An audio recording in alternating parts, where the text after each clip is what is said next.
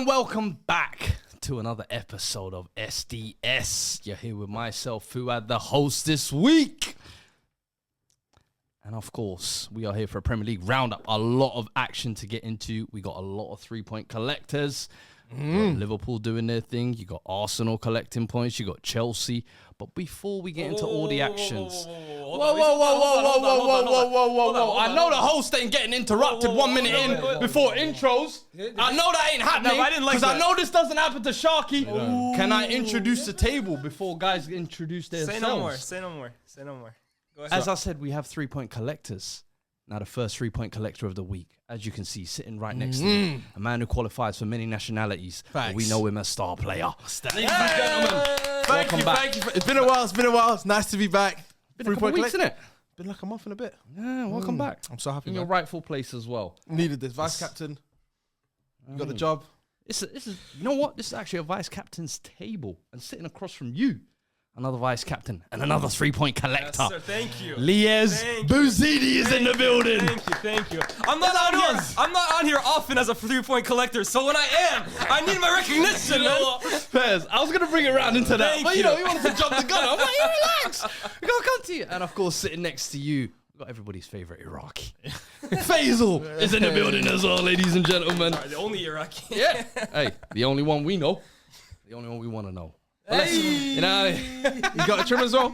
Listen, big occasions. This is the vice captain's table. You know what I mean, a lot of SDS appearances among us. A lot. So I'm looking forward to this episode. I can't even lie, and I know a lot of you have seen the preview. Little, you know, I know you're gonna enjoy this table as well. But a lot of action to get into this week, and where else to start but the big Super Sunday fixture? Liverpool 2, Manchester City 0. Boys. We have another member in the Arna Slot Penitentiary. That's the greatest video of all time. Oh, that's the greatest video of all time. Lads, talk to me, because I know you will watch this game. This was the big one in the evening. What did we all make of this? Because this had it all, I feel like. Okay, so last week, I was watching the episode.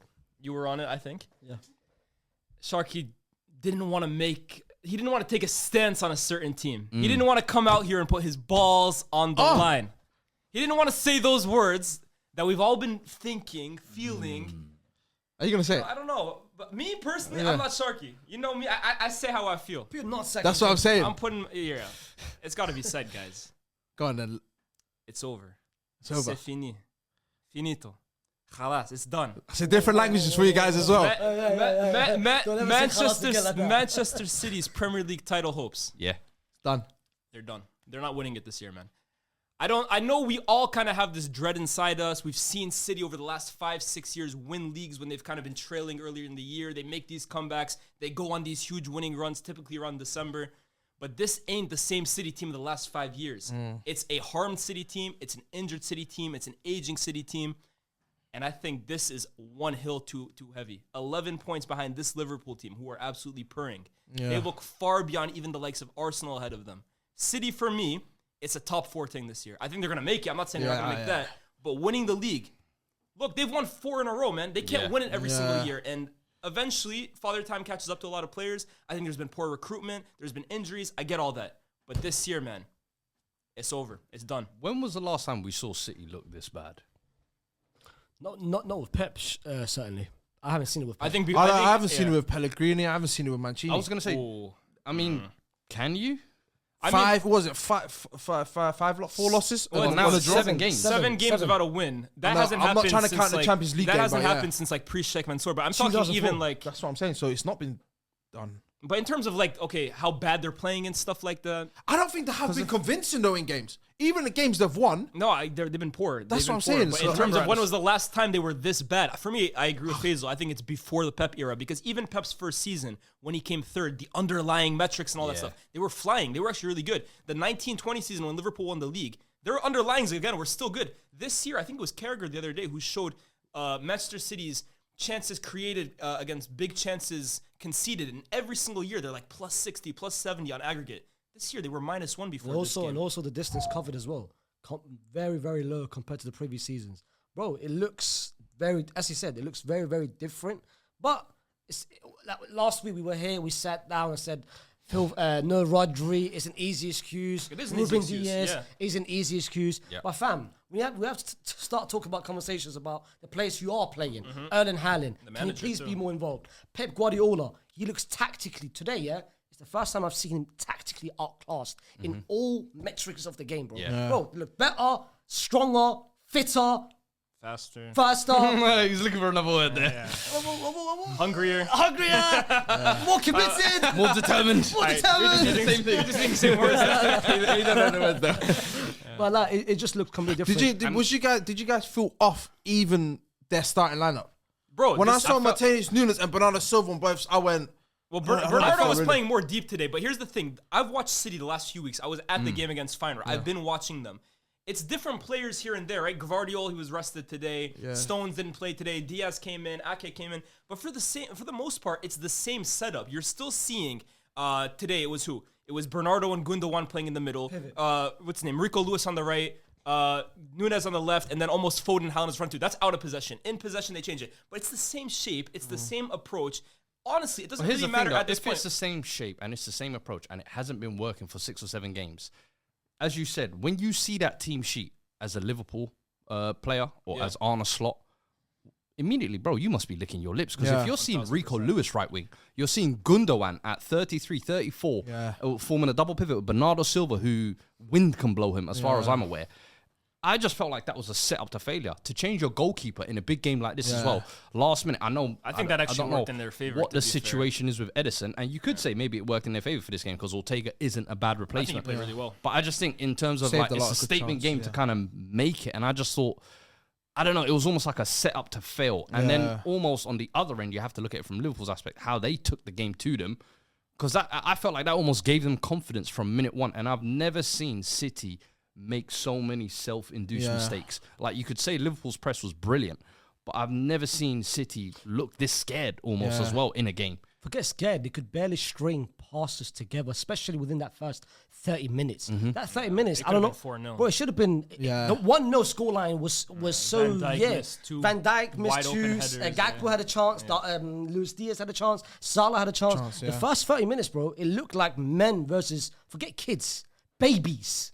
Toddlers. Newborns. Yeah. Toddlers.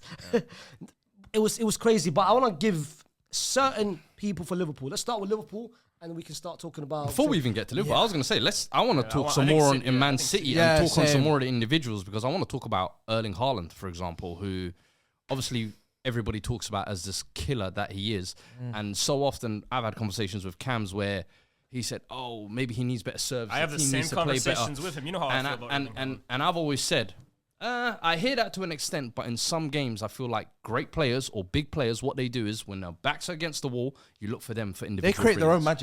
magic. 100%. But I feel like with Haaland for so many games against Arsenal, against in the Champions Leagues, now against Liverpool, those almost expectations aren't put on him. And if he doesn't have as many touches, people overlook it. Is that acceptable? And then also with Foden. Yeah. I mean, He's one of the For biggest. me, he I has look- 0 one of the goals, big- 0 assists for this season. And we're PFA. approaching December. PFA. It's not even for me the GA, right? Because I'm looking at his impact during the games. Facts. For me, when you look at these big games, especially when you're struggling the way City are, naturally you lean on your best players to kind of dig you out of that hole, create situations that can kind of inspire you when the system is kind of failing. That's for me what I call X factor. That's for me what I identify in the best players. And Foden and Haaland today. Foden, who's supposed to be the guy that you kind of give the ball He to, always to plays unlock well as well there. defenses, to unlock defenses, to create chances, to score goals, to find Erling Haaland. He did absolutely none of that. I've noticed with Foden, he has this habit that he loves receiving the ball kind of through the lines in these tough number 10 situations. And when he receives it, he has a very good first touch, good control. But first of all, those passes are very difficult to find him in. And it almost feels at times like he's almost hiding from actually picking up the ball, getting it deeper, and making things happen. So it's almost like, oh, I want the ball here, but if it doesn't get to me, okay, not the biggest deal. And then when he gets it, 5-yard pass sideways, 5-way pass sideways, back to the defender. No risk taking, no getting on the ball and trying to run out players, no taking shots from 40 yards out.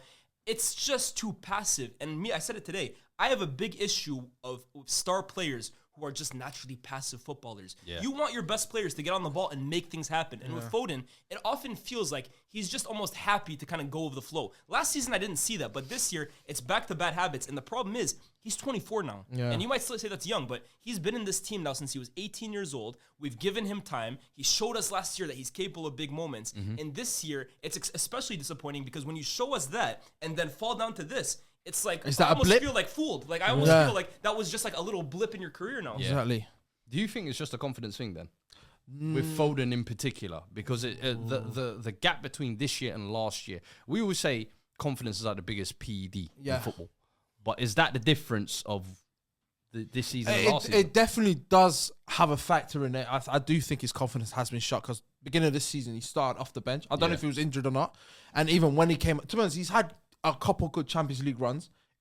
Regardless of what teams he's playing, he still showed up. Whereas in the Premier League, like you said, I don't think it's translated. And you know what's the one thing that shocked me regarding City? And I gotta blame Pep Guardiola more on it. I think their patterns of play. I think it's very, very, very predictable the way they play. Like you said, if you know the ball's gonna go down the channel or down the right, like they don't know what they're doing. Yeah. Like every time, like you said, Mateus Nunes will have a one-on-one with Trent. He's not looking. He's not looking to go at it. But you know, that's not for me patterns of play. That's player quality there. Because in the past, you would have had Sterling and Mahrez or Sané and a fit top level Bernardo Silva, or you have Kevin De Bruyne on these pockets. So in those, no one questions the patterns of play when they get the ball because they make things happen. But that's the problem for me. Nunes, I don't expect anything from him. Him playing left wing, I was surprised. He lasted 55 minutes. But Foden getting the ball in those areas, that's who I expect things from because this is supposed to be one of the best players of his kind of age group. And I'm seeing a guy that when he gets the ball, he just goes side to side. I expect that from Nunes, not from No, but Foden. when I'm talking about regarding the Nunes situation, when I mean by the patterns of play, that's why it stems from Pep Guardiola because the first thing I looked at, like we all did, I didn't like the fact that they didn't have no direct wingers going at these. It's obviously, we'll talk about second half and everything, but every time because they kept trying to play it down the wings the whole game more or less. I think Rico Lewis was tidy, but he's always a tidy player, but he wasn't much of an impact. Gundogan, he's past it but now. in the middle of the park, they knew they couldn't compete with Liverpool. And it's so easy to, like I said, play that ball into the middle, in between the centre back and the goal, whatever. As soon as they turn, they're already getting clamped. Like whether it's Gravenberch, whether it's the centre backs, there's no the little 1-2 plays. It's like they were missing. Obviously, they were missing Kevin De Bruyne, but I'm like, I don't know what it was. Like, it just didn't look like it. We spoke about Foden. I want to speak about Haaland, Every time we talk about lack of touches, lack of impact, lack of chances, that's an easy excuse. No KDB, easy excuse. No Rodri, easy excuse. Sometimes, if you're not getting any service, make the defenders second guess themselves. Van Dijk knows you're going to just stay there, wait for the ball to come to you on the top. Maybe drop deep. Where's Haaland? Go wide. Maybe go wide. Occupy the back line. That's something that Drogba did so brilliantly. Not every single game does Drogba get 3 tap-ins to finish. And I know Drogba doesn't have half the goal record that Haaland does. I'm not comparing him to that in that extent. But in terms of being a bully and occupying defenders, Haaland isn't 5'4" for me to be saying, what can he do? He's a unit. He's a monster. And yet every single time for me, he plays against the likes of Rudiger or Van Dijk or Saliba or Gabriel, guys that realistically you want to see him physically match up with. Yeah. It's almost like he's in their pocket. It almost feels like he leaves games and you don't see him whatsoever. I've always thought it's a massive issue, but then he's going to score 4 goals against some team in 10th or whatever, and everything gets forgotten about. Yeah. If you're going to be considered the best player in the world, which is I always hear about Haaland, you have to hold him up to higher standards. Facts. And in these big games, he never plays to that. He never plays to that level. Make yourself known, bro. Make yourself known to the game. Especially now, no KDB, no Rodri. You tell them, this is my team. Yeah. This is it's too poor. So let's say now City 7-game winless run they're on. We're saying there's issues with Pep. There's issues with his tactics. Yeah. There's issues with senior players who are looking past it. Yeah. There's issue of the new youngsters maybe not adapting to the new level. Yeah. The golden boys of Haaland and Foden aren't really stepping up. Yeah. How do City stop this slide? And how do they get back to doing what City do? No, but that's so easy to say, and that's in a month's time. Yeah. Right now, what does Pep have to do to get this team back on track? But Pep doesn't know what he's doing. Like, if you go back... Pep, let's be real. The last 8 games, if you ask Pep right this second, what is your best 11, he wouldn't know. He keeps changing his best 11. He keeps putting this guy in there. Nunes playing as a left winger. No one expected that. Ricky Lewis is a right winger. The brother is now completely confused about his 11. I'm going to be real. The best thing for City moving forward now for this season, as I agree with what Leah said, and I even said it last week, the season's done for City. For this season, make sure Rodri comes back at the end of the season injured. Healthy. KDB is Matt Salama. Top 4. Get the signings this Jan. This Jan. With Pep, No yeah. one you can get this January, bro. But Realistically. Zubi Mendy. But Wait, Face- Zubi Mendy, when Rodri comes back, is Zubi Mendy even still in Pep's plans? For me, I agree with you in terms of regroup or whatever, but the summer window for me is the most important thing for City. They're going to have a window. Even now, even Jan, bro. Regroup now. Even But Jan. Face, regarding regrouping and everything, the one thing we can always admit with Man City is there's always either 2 or 3 players that plays above the expectation. Yeah. Whereas last year, where it was Bernardo went on a run, Gavardio towards the back end of this last season. Whereas this season, I feel like this is the first time I ever, as watching City, there's been not one player that you look at go, that's been no standout. Yeah, Haaland you're is coming scoring from. goals like he always does, but yeah, for the most part, I agree with you. Kovacic was a guy who was playing well, and people were getting gassed over that. I agree. There's Gvardio had that little stretch of Gvardio had a moment, period as well but then where he looked recently, pretty good, yeah. defensively, he's been completely that's off. why- that's why he got dropped. That's what happens when you go 7 games in a row though without a win. No one play like when it rains it pours. That's what they say, Yeah. right? At the moment, no one on City What I looks feel like, capable. what of I feel like picking up. City has to do is they have to regroup, and I feel like they have to have an individual players meeting. They got to hold each other accountable. Something where Pep doesn't need to be involved in. If the players have got to act together, act up, and let each other know, yo, I've got to hold you accountable because you're playing shit. I'm playing shit. This person's playing shit. Is there anything Pep can do tactically just to shore it up at the moment? His Because I hope remember is- last his hope is season Kevin when De they Bruyne. went through this kind of little rough patch at the beginning. That was when he found this Stones you step into midfield kind of role, and he kind of that was bro, rejigged that it. was the year that Or was was it the year before? That was the Yeah, year sorry. Last season, But let's he bring- always finds ways to kind of tactically tweak But it and things like this. nowadays, I feel like every Premier League club. The one thing that's messed up City, in my opinion, there's two things actually. The fear factor of Man City is not there no more. Yeah. As much as it was 2 years ago. Even last year, I want to say they were monsters, but like the back end, they were winning, but it wasn't like they were blowing teams out of the water. But then everyone just fears Man City in terms of, they're going to blitz us over. We can't do much. Whereas this season, I think, regardless if you're 15th, 12th, You're going at them. You're going at them. We're going to lose, but F it. I'll lose 3-1 knowing that we've attacked them. Before we're just going to sit back, just hold this corn and let it go. Whereas now, I feel like, you know what? City come to my ground. We can get a draw out of this now. Yeah. I think City, the problem is right now, man. Like you saying, what can he do? And it's not much Pep, he so can- maybe he can find. I don't know. What I can see, I'm not Pep Guardiola, so I don't know.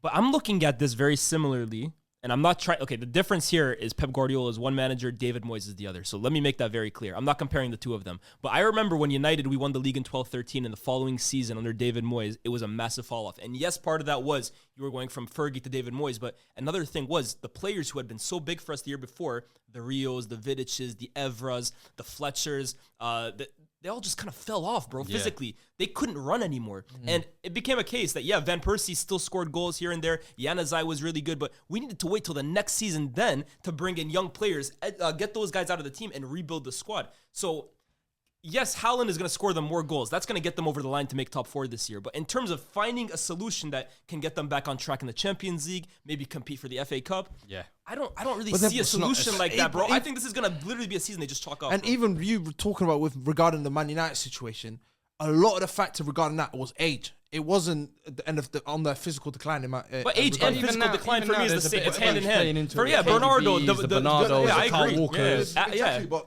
we're naming maybe 2 men that you can. I think it's more. bro. You think? Yeah. You think of it, Gundo, how many games has No, he no, played? I- this year? John Stones is what now? 30, and he's never fit. Ake is no, getting no. older. He's never fit. Akanji now is what, 29 years old. think Gundogan, Ruben Diaz. Bernardo's I think there is a Ruben degree. Diaz is like 26. No, Yeah. as an injury, as an Fairs, but I'm an talking injury. like guys who are like approaching the wrong side of 30 and their fitness is suspect. They And got a they've lot just of players fallen in off that a team. cliff That's overnight. why he's going for guys like Mateus Nunes, who I don't think is that good, but he has legs. So Do you know what's so crazy? How Mateus Nunes was looked at before he moved to Man City. He made the wrong. I remember everybody was looking at him like Liverpool he wants was the him. next. Ironically enough, would have been better for Liverpool. Speaking of than- which, let's actually move over to there because I feel like we cannot go without talking about their performance this game. And Arne Slot, the way he's turned up in this league. And you're talking about kind of transitions there from David Moyes. This was kind of meant to be their David Moyes era, essentially what they were supposed to. Top of the league, top of the Champions League. Yeah. And Only 2 goals conceded in both tournaments. It's sorry, no, I was gonna say, eight goals. we Eight got goals. 2 in the Prem. That'd be 8 goals. crazy. Yeah, 8 goals conceded. was today almost like a changing of the guard. Nah. I think it's too early to say. Changing of the guard in what sense? That they're Changing of the guard in terms of City's time is coming to an end, and Liverpool. It's have too taken early. the too mantle. early to Too say. Let's early. see how It's City too early. City could spend 300 mil in the summer and rebuild the and squad. with Liverpool, we don't know the Van Dijk Salah situation. Yeah, so I wouldn't say changing it's of the very guard. difficult to yeah. So what does this result mean for Liverpool then? Anybody who ever had any doubts about Liverpool's run in or are they legit or can they run the course, how legit is their title charge? This confirms Liverpool are the favorites for this league, and rightfully so. That's Not what it just confirms. this week, Madrid beating Madrid 2-0 and City 2-0 in back-to-back games. That's it. Yeah, it's a huge statement. And- How big of a and- statement can you need? And that was the biggest question I always felt like everybody was asking. They haven't really played anyone, and they dunked on Milan, they dunked on Leverkusen, Madrid, City. It's like, and Chelsea, the performance, Chelsea, and the performance of today as well, I think is even something we have to actually talk about. The only thing that scares me about Liverpool is, and that's keeping my hopes alive as an Arsenal fan, is they haven't really played anyone big away but Arsenal. Away. Away. Okay. Not at home. They played Chelsea at Yeah. home. They played City at home. Yeah. They haven't played you guys yet. They played you lot away, didn't they? No, they played Milan away and they played United away. Anfield. That's Okay. my Leverkusen home. And obviously, I can only speak as an Arsenal fan regarding Liverpool. When they came to the Emirates, we was looking good until Gabriel got injured, and obviously that's where the 2-2 came in. So it's just that big test. That's what I'm going to see. They've gone to the Emirates though and haven't lost. You still was have to gonna go to say- Anfield. I think people forget about that. They still have to go to Anfield. You still have to go to Anfield. No, 100%. I'm not denying that. It's Liverpool's to lose at this moment in time. Yeah, in I terms think of You're the time, saying the definitely. fact that they still have They basically still have away like games 5. still They to still have play I hear it. 4 or And 5. is giving you hope. That's fair, literally it's it's fair, fair. it's That's fair, that's it's my. fair. That's He's my got to biggest find thing. hope from somewhere, to be fair. Yeah, I because guess. now But Arsenal can go I- perfect, but they need Liverpool to drop Yeah, points. but now, it's yeah. perfect. Obviously, what Arne Slot's done, the plays He's improved. I won't even bro. say brought in because He's he didn't really improved. bring in. The only player he did brought in nothing. was Federico Chiesa. He hasn't And played. that's what I'm He saying, hasn't played like- a single time. This is Jurgen Klopp's team that he has taken over, and he has elevated. They're a better Each team than they person. were under Jurgen Klopp, and Each it's the person. same group. And I agree, like you look. Cam always says this about a new manager. Yes, it's important to get the system, bring in his own players, but also in the squad, who can you individually improve as well too that you already have? What he's done with Gravenberch, what he's done with Trent defensively, what Luis he's done Diaz. with Cody Gakpo, Luis Diaz, Curtis Jones. He's improved so many Mate. players in this squad. Yeah, man, honestly. He deserves so much credit. Kelleher, even the way he's coming and kind of taking was- that as Keller, I well. can't say, I don't know if Arne Slot improved Keller. That was No, gonna but I be- mean, no, he's that was just been gonna- performing at a ridiculous that was level gonna under he him. was pretty good in the past. That was to going to fair, be Keller. one person I was going to mention. Yeah, the biggest compliment you can give him is the fact that he's made Liverpool fans not forget, but be like, you know what, we don't mind. Alisson can take his time. Yeah. That's something Looney did last season with Tebow. Of course, when Alisson comes back, it's not going to be a conversation of, yeah, Keller's going to be starting over Alisson. Alisson's still going to be starting. But the fact that he's made people forget, Alisson can take your time. Yeah, brother, recover. But here's Take the thing. as much time as you need. You also had We're Konate out today. Joe Gomez came in. Joe You- Gomez and stepped And you up. use that Gabriel Buzz Light- excuse. That's their Gabriel. Gomez essentially, with deserves Konate. so much credit today, man. Honestly, Gomez, I feel every single time he comes in for Liverpool, whether it's at the left, the right, center back, he Right just back, left he back, looks center so back. composed. He makes great decisions. Utility. Carries, bro. So Gomez. Buzz Light was good. I was Yeah, going to say, he had yeah, a I very feel good like he game today. deserves some flowers this week because I feel like even in the midweek performance, he was really good. And then now following Midweek it, what? sorry, Against Madrid? last week. Oh, yeah. Yeah, last week he was really good. And then following it up Southampton. this week. I and was then- surprised, to be fair, that Curtis Jones didn't start because of the performance he had against Real Madrid. But like Faisal said, credit to Soboslai because his pressing, his work rate, that guy is a physical I machine. think that's the biggest thing. His off the ball work Yeah, a lot of it's the time gets very overlooked. I underrated, think yeah. sometimes he gets criticized a lot for maybe having like the Bruno syndrome of where he wastes a lot of balls and But his a lot of passing today chances. was quite good as Kept well. it, he too. kept it simple. Yeah, his passing was good. When he keeps it simple, he looks a serious player. But I want to touch on the front three today in particular, and Gakpo, Diaz in the 9 as well, and Salah. What did you lot make of that? With Gakpo and Diaz, they kept rotating though. They're like I like that, and I though. like I it. actually- Did against you guys and Leverkusen. Diaz has kind of been playing as like that. He starts as a 9, and it's a fluid front three. It's a front three where all three guys can appear in different roles. I actually And City think couldn't hang with him. I actually think that's their best front three in my opinion because I it's think definitely debatable. Luis Diaz gives you that kind of unpredictability in the middle, and as you said, the fact that them two rotate, and this was I always feel like you get the best out of Gakpo when he's on the left and he's given that free reign to kind of come in. And also the other thing I notice is when Salah gets the ball on the right, these two turn into road runners and they're just like, back post, please, because they know what's they know coming. The pass is coming, and they know not only the pass is coming, the ability to find them. Bro, look at that pass. Yeah. And that attack started, let's not forget, it started by Trent. That incredible pass by Trent to Mohamed. The patience, the find. But then the pass from Salah as well, I feel like we can't overlook Yeah, that. that's what I meant, the Iron patience. and needle. I think you look at it two ways, right? First of all, you look at City. Because for me, City allowing Salah to have that much space to pick it up. Even though, think about it this way. It went to the corner. He picked it up. No one was on him. He turned around. No one was on him. He dribbled. No one was on him. No one closes him down. He literally runs into the box. Nobody is on him. Poor defending. But then the flip side of that is you give a player of Salah's ability that much time and space to look up, make a decision, and then pick a pass of his ability. It's game over 10 out of 10 times. And then flip it onto the goal itself. Gakpo, great run. But devil advocate, Kyle Walker, my brother. Just check your shoulder. But you know that pass right there. That's that pass that De Bruyne has basically made. He's Mastered. trademarked it over the last 10 years. And you know the corridor. They call it the corridor of uncertainty. You play a pass at that speed, low driven like that. Between defense and goalkeeper goalkeeper, doesn't want to come out because then he's in no man's land. Defender doesn't want to stick out a leg because then it's an own goal. So if your man on the far side makes that run, Sterling made a career off it at City. Sané got a few goals that way too. If he makes the correct run. It's I call it the highest expected goal creation in football. Yeah. Messi, I can't lie. It's GG. Again, I'm not comparing the both. Messi did it so many times. That literally back post, find that back post. Neymar, Jordi Alba was the receiver of that. Made it his own. But that Salah pass, the pace, the whip on it that he generated as well too. It's just a moment of and then the cherry on top, he scores a goal. I can't lie. I said it before. You should have two though. Huh? Should have two. He should have two. Yeah. Either lay it off for a pass or, like you said, put the ball in the Yeah, back you should have squared it out. You know the one thing I didn't understand throughout that whole game was, obviously, second half, he brought on Jeremy Doku, and then obviously they tried. Doku and Savinho, he brought him on at the same time. They tried to play through Doku's side. But what was confusing me was, obviously, Liverpool were creating so many chances and missing them, of course. I thought, you know what, this might be the window of City doing something where they can nick a goal, whether it's a corner, whether it's through open play.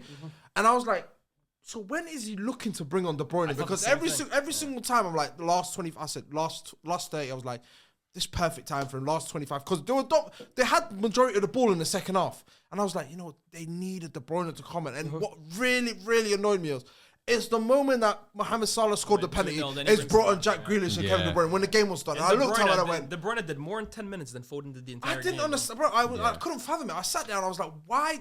So what is De Bruyne on a timer? Is he like the same thing happened against Spurs? He brought on De Bruyne when Spurs scored the third goal. Yeah, the third goal.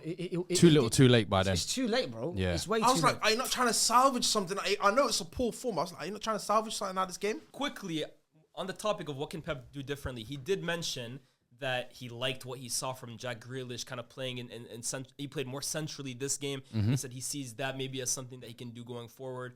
Grealish gives them a bit of ball carrying from there, which I think they lack. Look, like I said, I think he's going to be throwing shit at the wall and hoping something sticks. So maybe that's a potential solution. Sorry. I was going to say, there's one more guy we have to talk about. For me, the best player on the pitch today, bar none, Virgil van Dijk. Yeah. I think today, right? Can we get a round of applause, please? Can we get a round of applause? I can't lie. He tried give his mate a cheap goal. De Bruyne. He tried to give his mate a cheap goal. I said, hey, what's going on here? Do what you can for charity, man. In the space of a week, that's now Mbappe and Erling Haaland, who are supposed to be. They're supposed to be the faces of this generation. He literally kept them in jail, both of them. Trying to hype it up, trying to gas it up, man. It's Mbappe. I know that's Mbappe. Yeah, the guy who's been gassing up for the last 5 years. Come on, man. But Carragher had this tweet after the game. I don't know if you saw it. Basically saying that he thinks Virgil van Dijk is the best center back in Premier League history. Who said that? Jamie Carragher. He said he's always thought John Terry was the best, but what Virgil van Dijk is doing, the ease in which he locks up the opposition number 9s, like he correctly pointed out, Haaland and Mbappe, the two of the supposedly best attackers in the world. Erling Haaland, his kryptonite is Virgil vanIjk. Erling Haaland is used to physically. No. I know you want to bring up your boys, man. Leave them there, man. No. Dragusin. No. Ben Davies. Oh, yeah. Bring it up. Van Dijk is actually Erling Haaland's kryptonite, bro, because Haaland is used to physically dominating guys. But against Van Dijk is stronger. Yeah. He's faster. You ain't getting he's away with bigger. He's taller. In the air, he's more Like dominant. He's smarter. That's, for me, the best thing about Van Dijk and what we're seeing right now. Because Van Dijk, we've always heard the perfect profile. He has all these physical and technical skills. And it's true. But one thing for center backs that I always rate above anything else is how you read the game. IQ. And at this point in Van Dijk's career, when the legs start to go, you're not as quick in a 1v1 sprint or whatever. The most important thing for a center back that can really elongate your career is how you read the game. And Van Dijk is showing now, 6-7 years into his Liverpool career, he's still doing it at a top level. Today is one of these performances for me that if you ever thought Van Dijk was the best center back in Premier history, your case is being strengthened a lot of performances from And there was today. one moment. There was one moment in that was second beautiful half. to listen to, There was man. one moment in the second I half. hope someone clips that for him, man. Nah, genuinely. No, genuinely. Because Yeah. I can't lie to you. This is what annoyed me almost a little bit. Listen, I love Saliba. I think he's an incredible. But when people wanted to put him over Van Dijk, and I'm like, but Van Dijk hasn't gone anywhere. Yeah. Van Dijk is still here and he's still doing it. And I remember the year he came back from the knee injury, he was still a little rusty. It took him a year He's to get allowed back. to do that, though. Last year, I was like, bro, he's getting back to serious levels. Now, maybe not pre-injury. That was unicorn. We ain't ever seen that level of peak all at centre time, back. bro. Yeah. Ballon But d'Or. now, what he's doing is what you said. That consistency, that longevity is now what you're getting, where it's like, Playing 9 out of ooh, 10 every week, man. he's comfortably in the top 5 conversations. Oh, now yeah, it's a yeah. case of where Carragher's pushing him towards all-time He conversation. thinks And he's I'm like, the best. And I've bro, always said if- John Terry, for me, is the best center back I've is- seen in for Premier me, he is history. the number one, And yeah. you look at the records that Chelsea side break. But in turn, like, I think Van Dijk is right up there, man. Honestly. For me, I think John Terry is the one guy you can put up there. But look, Haaland is in he's supposed to be in his physical prime. He's young. He's hungry. Van Dijk is, 33, 34 years old now. Mushing him. And he's literally pocketing him, bro. Yeah. The best striker on the planet is pocketed. Yeah. I think Let's be there real- was one moment during that game where I was like, okay, cool, this guy. Was it the back post header when he tried to go for that? No, it was the one. I know which someone one you're talking played about. the through ball in the air, and instead of him just clearing it, he just signed First time pass to Joe Gomez. First time pass to Joe Joe Gomez. Gomez. in the Over his air, shoulder. in the He air. had Haaland off his shoulder. Yeah. He said, fine, I Composure. can sign that pass. So let's be real, yeah. So, We wow. did the everyone had the chance to do the best 11, and everyone had Van Dijk in it. Yeah. So I think everyone knows Van Dijk and Terry are the best two. Yeah. I think this is not a surprise to everyone that he's up there. I don't think everyone did it. Liban didn't have Van Dijk. But it's Liban. Come on, man. It's Liban. Come on, man. Actually, You acting surprised here? Are you surprised by man. the storm? Are you surprised? It took him that long, Ack. Are you surprised? But, Listen, let me just read off a few stats for the game before we wrap up. Only 2 players have scored and assisted in 4 different Premier League games this season, and only 2 players have been directly involved in 15-plus Premier League goals this season. One being Salah. Can you guess the other one? Bukayo! Saka. It is Bukayo. I know this. Most times a player has scored and assisted in a Premier League game in the competition's history. Rooney and Salah are tied with I was gonna say 36. Bukayo as well. it's You know, time, Cole Palmer has 7 already in like a year and a half. Oh. Yeah. That's Okay. not bad, huh? In Mohamed terms is of an goals and all-time games one, with goals and assists. And this is the fewest shots Man City have had in the first half of a Premier League under Pep Guardiola since they played Liverpool in 2018 and Man United in 2020. There was another stat as well too. I think they were saying the first half they conceded the most shots faced since 2011 against Wolves. I can't lie. As of right now, let's be real, yeah. As of right this second, I was like Kevin Doe, isn't it? Ballon d'Or contender and the main front runner is Mohamed. I think at Yeah, the he's up moment there he's for there. sure. He's leading the charge. And I think, and Is 2018, there 19. anyone else? But at the moment, the only. Like other players but, or but, just but Mo? that's my point. Gravenberch. 2018, he had. What? 2018. Hey, we ain't gonna No, hold no, on. it's- I'm hosting this week. We ain't gonna have Gravenberch. Don't make me make this a whole Gravenberch segment. It's cute. It's cute. We can do that. He's We gonna can make, do he that. can make the That's 30 cool, man. yeah. Like We, what? 30 man? What? the Top 30 10. man nomination. Where did Fede Valverde? Yo, finish you're last talking. year? You're talking about bro. front runners right now. If you're You telling think me Gravenberch is making top 10 of the Ballon d'Or? you're telling me Gravenberch Based front on- runners. Actually, Fede no, you know finished the Ballon d'Or, knowing them, they might not even nominate him. How about that? Yeah, no, right, knowing right. them. Well, No, I said knowing them, they might no. not. Hey. Yeah, They that's might true. not. It's Fede true. finished Who- 18. We who will knows? come for France football. Huh? Your people, then we will come. People are people we now. will. We will Every come day for my them. people them. Yeah, It we don't changes, know who bro. your people are, so we just stick anyone on there. I ain't claiming France football, bro. I ain't claiming them, bro. But no, I hear what you're saying, definitely. No, he's a front But runner. let's move on from that game. I feel like we've spent enough time on there. There have been plenty of other games to get through this week, and moving on. And Liverpool fans, this is the segment you guys have been asking for. You know I what I mean? know. I see the comments. Please, can you talk about us? Can you talk about us, please? Hey. Here you go. Listen, There you go. when I'm host, they'll get their dues, We gave man. them their you know what I flowers, mean? man. They deserve their flowers. But now let's go on to Arsenal, shall we? And at the London Stadium, 5-2. It was a 3-point really fun game. I collectors. can't lie. Did you go to the game? No, I did not. No? I was watching it at Premier League home. was on crack this weekend, huh? Bro, So many goals. so many Good goals all goals as round. well. Talk to me, Stars. What was your feeling coming out of that game? It Also, was- back-to-back away games, scoring 5 goals. Big week of goals. Yeah, it was easy. I can't lie. It was. He banged his knee somewhere. Yeah, good man, idiot. Yeah, no, it was a great game for a viewer. I think for Arsenal it was too easy, man. Even when it was 4-2, I was like, okay, cool, we might get another 3 here. I think Bukayo Saka, like I said, Bukayo Saka, that trio, Bukayo, Odegaard, and Timber on that right hand side. If you don't love football, you gotta watch them because they'll bring the love back to you, man. Because they are that good. I felt like Odegaard, Bukayo, them two, they're understanding. It's normal after ask for the ball. They know. They just look at each other with their eyes. They know what you see that pass when he played it for the Trossard assist the second one. It was like literally like I'm watching. I'm like, I remember this team. This team was back in like from January to May. I felt the same way, honestly. I was like, I recognize this team though. Yeah. And I didn't. Obviously, everyone. It's true. I recognize this Arsenal team. That's the team we actually enjoyed watching. That's the team you fell in love with. That's the team he supports. This guy. No, honestly, Arsenal. The Arsenal for me this season, I haven't liked watching them play. Exactly, you I've said said it that. so many You times. said I'm like, it to me this is not football for me, Yeah. bro. What Yeah. I'm watching. But once Odegaard is back, It literally is Martin Odegaard, bro. Yeah, like man, literally, that guy like I said, strings the play together, without Party and Marino, and round of applause for Jorginho. I was going to say, I feel like he deserves some credit as well, man. every time he comes on, regardless starts, he's unreal. And I felt like Hey. I've done 7 times now. there's a few players that deserve a round of applause. no, And Jorginho. Jorginho is We one do of that. them. We do that. Midfield general. One of the Chelsea segment, I'm putting 10 round of applause. Relax. Don't worry about that. We're not getting that. Jorginho, you were saying? That guy, the conductor.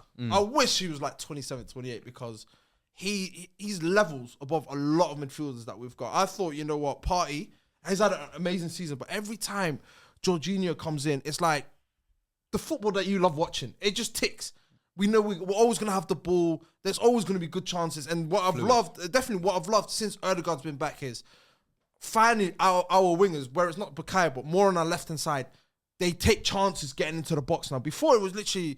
It was a little bit like Man City where it's just side to side stuff. We don't know if they're looking to beat the player or whatever. Now it's just give the ball to Bukayo, let him do his magic, and have the other person in the back post waiting there. First time, by the way, in the history of the Pep Guardiola era, you get compared to Man City. It's a bad thing. It literally is. Imagine it 2 years ago, 3 years ago, you say, "Oh, we're like Man City now. We gotta stop being like Man City." It literally is. But credit to as That well. Honda Civic. That Honda Civic, man. Ain't no one trying to take it. Yeah, you're on the safe, bro. You know, for me, you know what the biggest thing for me was West Ham fans. The moment like the third one went in, like the stadium got empty. Cleared out. It was so fast. hate life. I looked That at happened last year to you, man, as well. Yeah, but it was 6-0 Arsenal. But this time they said, you know what? We've seen this story before. It was quite recent. Yeah. Let me get out of it at 3-0. But credit to Aaron Wan-Bissaka. I don't know why he's found his Goal scoring. Back-to-back goals. Scoring boots. Yeah. Seeing what Mazraoui is doing on our side, he's like, "Hey, hold on, I still got sun." Let me ask you a question. Go on. Bukayo Saka. You know me. My love for him 10 always assists. 10 assists already. We're said- December now. Also, Yeah. We're in December. most chances created in the league, most big chances created, and of course, most assists as well. Absolutely. You know, it's crazy. Do you think? Yeah, he breaks it. Ooh. Yeah, Bukayo Saka is gonna break Kevin De Bruyne and Thierry Henry's record for top assister. I think he definitely could. I think he definitely could. Because he's 11 you got He needs 11 make to a do man. it. You got make a man. No, because the only reason why I say ooh is because we've seen Kevin De Bruyne race to almost that point. We've seen Mesut Ozil race to that point. We've seen Cesc Fabregas. I remember the first year he came back to Chelsea, race to January. And I always know, post-January, I don't know what it is, but the assist numbers What's always it, Bill? doing 7 assists. That was it, 2 games in or something like that. 3 games. Like, we've seen these kind of ascensions. The only reason I say that is it's more of obviously because he's our star man, so he's gonna create a lot from open play. But the fact he's so cash money on corners as well, and Gabriel's having got threats 3 of more in Gabriel for sure. and Saliba, and if you got Havertz, Marino, whatever it is.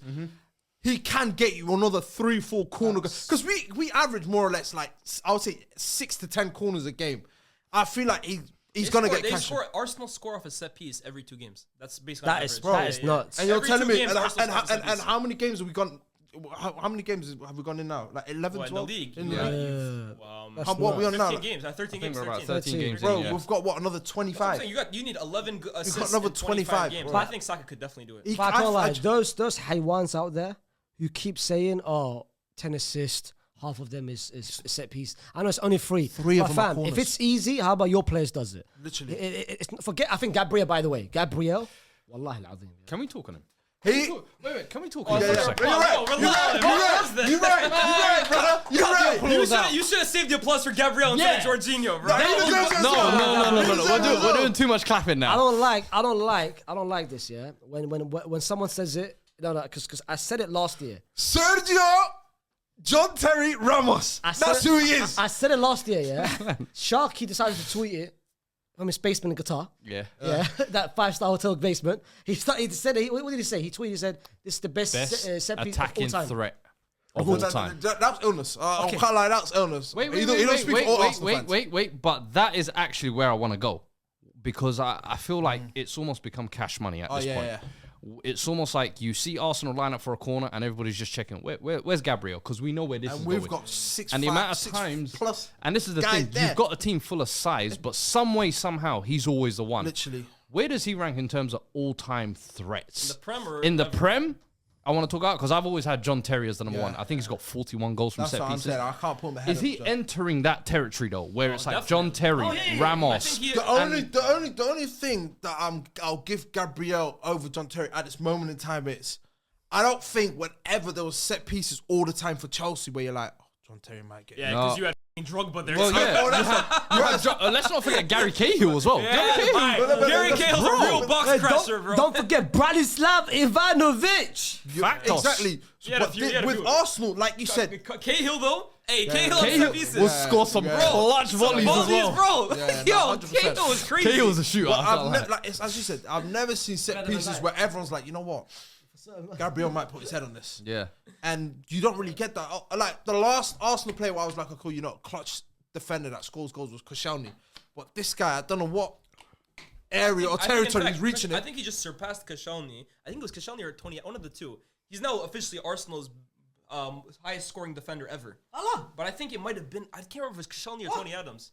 Yeah, bro. Highest scoring defender. What in Prem history? I think so. What, he's been there for how many years? 4 years or 5 years? He's been there now he's been there since since 2018, 2018. I think. Yeah, 2018, yeah. He's been there about 6 years. 2018 No, or he 2019, was an Arteta signing. 2019. He was an Arteta signing. Yeah. No, but I think he's their top scoring defender in Prem history now. Yeah, I wouldn't be surprised, Yeah, bro. yeah. Scored Sporting and then scored against West Ham as well. Bro, he's a big game player. The last time a player gave me that vibe, again, I'm not saying he is. It's Sergio Sergio. Ramos. It's Sergio. Sergio Whenever Ramos, we had a Sergio, you corner, put it in the box, yeah. yeah, Well, I knew that season. Oh my god, that was one season, bro. 18, 19, when the season Ronaldo left us, man. Sergio.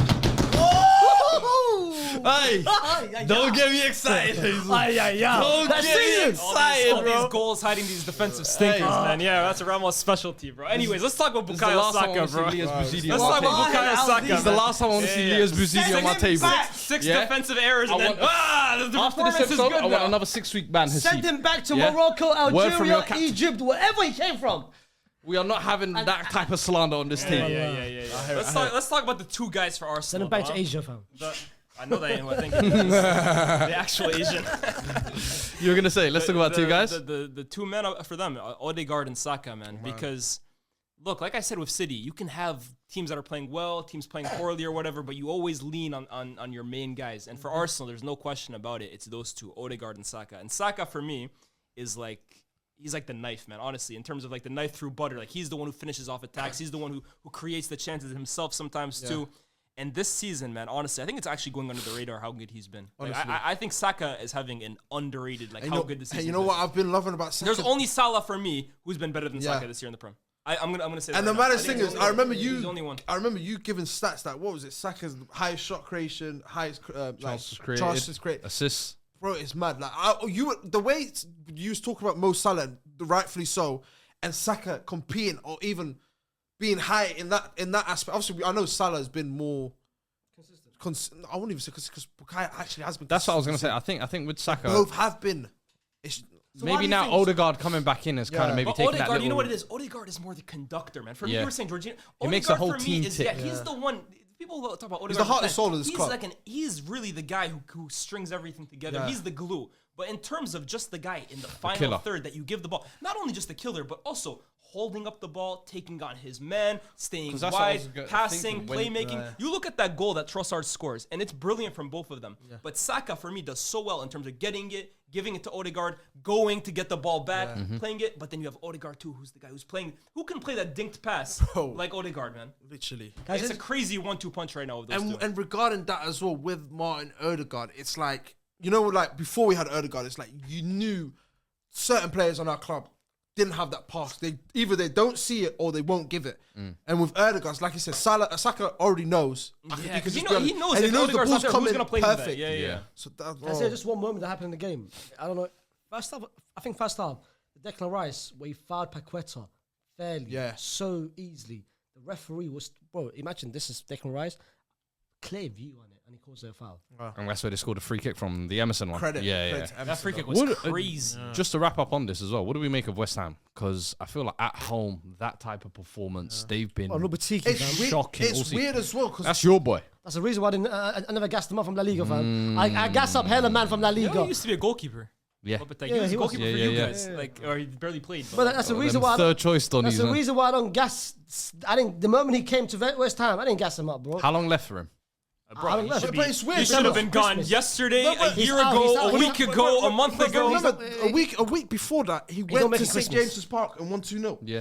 So it's weird that Bro, the he week was. after that, Yeah, but he's not him making versus Ten Christmas. Hag was supposed to be the El Sakiko, bro. And I watched that game back today. I'm like, how the hell did Ten Hag lose that game, bro? Like, Lopetegui, He's not needs to making- go, bro. Honestly, He not almost, making but he Some- wasn't even on the touchline. That's the funniest thing. he almost saves his job every time he's just about to get the chop. man, look at him. And He just looks like. I hate this is gonna sound rude. I mean, he wasn't even on the he touchline looks yesterday. Like a He was in ghoul, man. I the look at him. He looks like he's like.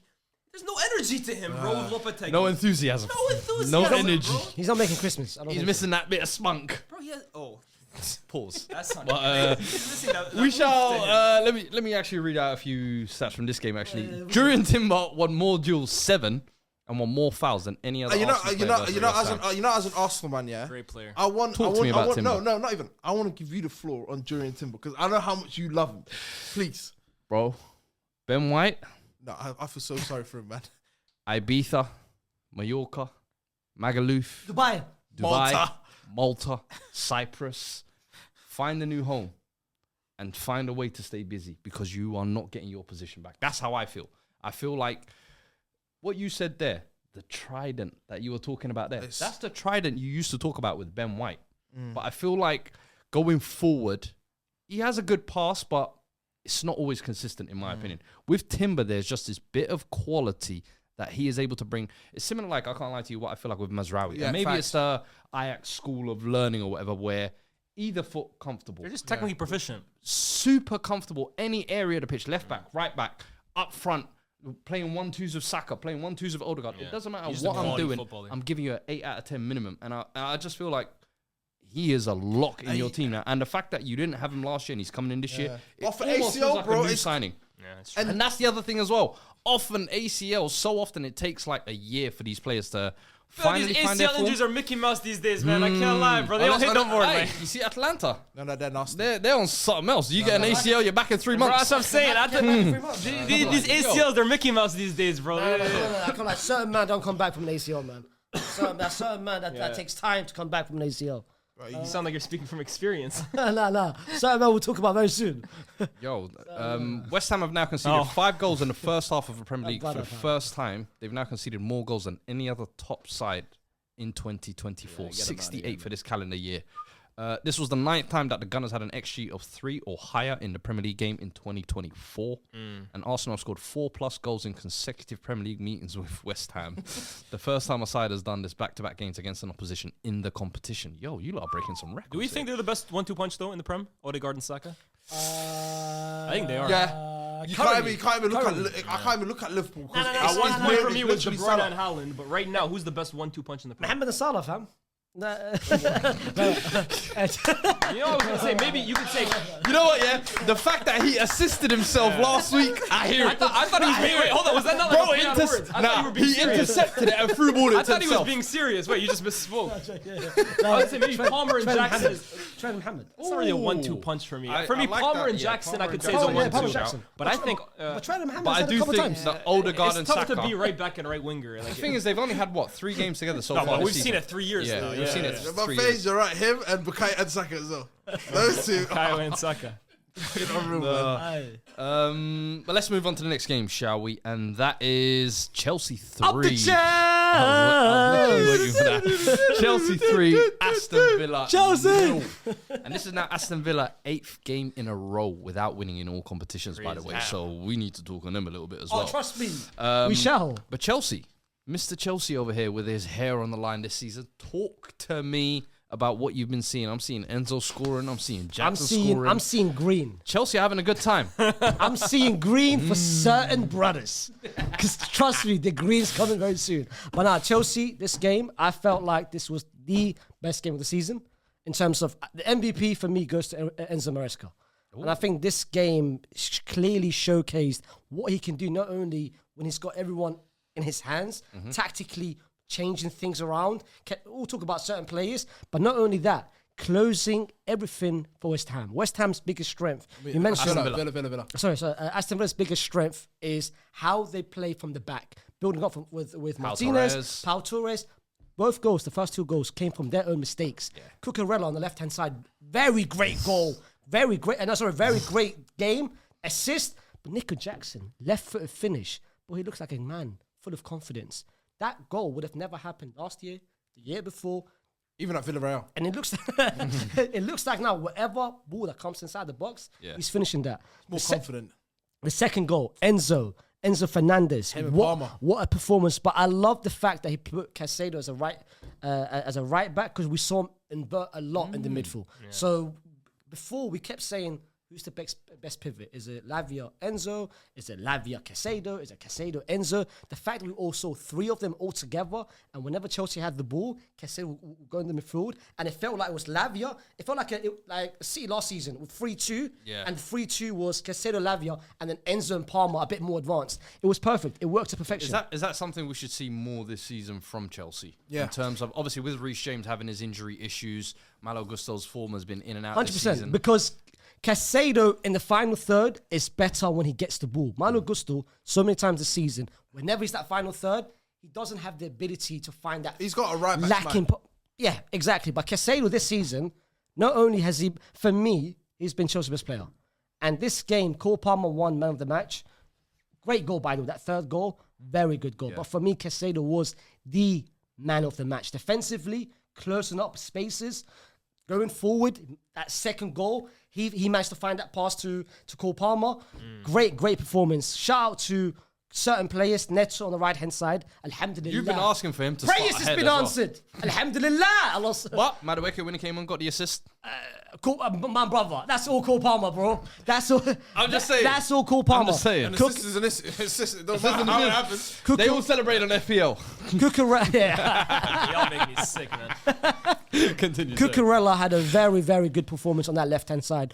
Colwell was very good. Fofana is now, of course, the injury. He was out. But Chelsea was fortunate in the first half. Watkins had 2 chances where he should have scored, and both came from howlers and lack of defensive concentration from Fofana. He's out for a month. Is it a blessing in disguise? I'm not going to say so. However, inshallah, when Tosin comes in, he can farm that partnership with Lil Colwell and take smiling. it I further. don't like that. I don't like the way you started smiling. Basil is learning to become a politician, because in the past he'd be like, "I'm so happy that I won. Fofana is out for a month. He's in his politician bag now. Go do your shit, bro. Yeah, fuck your Let's see shit." if you can give a politician answer to this. What do you make of Enzo's lifestyle changes leading to a upturn in his form? I honestly feel like he made the right decision. He made no more politician answers. Hashtag divorced Enzo. They're tweeting out. Now listen, I can't lie. What has changed has been crazy. Yeah. And I feel like it's just the confidence. We all know, yeah? They were holding him back. My brother, she was holding him back, fam. But my brother, have you seen her? But I feel like what Enzo's done, but it's not even that. Is Enzo Maresca has found that perfect role for Enzo Fernandez. I feel like the game slowed down a lot for him as well. It's slowed down, and he's managed to find him rather than. I don't want you deep. Collecting I the want ball. you. Yeah, exactly. I want in the final third. Not only in the final third, I want next to Cole Palmer because I can't lie. Them two have got a very good chemistry together so far this season. But Nico Jackson, I said it last season. Yeah, Diego we're Costa. heading into this season. Yeah, being top 3 striker. Ollie Watkins, go back in the queue, my brother. Go back in the queue. Who else is in front of him now? At the moment, that's 2. Isaac, we're getting very close. And Erling Haaland, next season. How close was we Erling? are on this? Huh? How long were we close to Ellen? I was Erling, end of the season. Erling, end of the season. Wait. Put the gun down. Hold on, do this. Yeah, put the gun down. Put the mic down. What? We got too far. I'm all for the That guy scores Watkins 40 and... goals a season, bro. But can he build up? Hey, your general play is very nice, but I raise you 50 goals a season, bro. Hold on.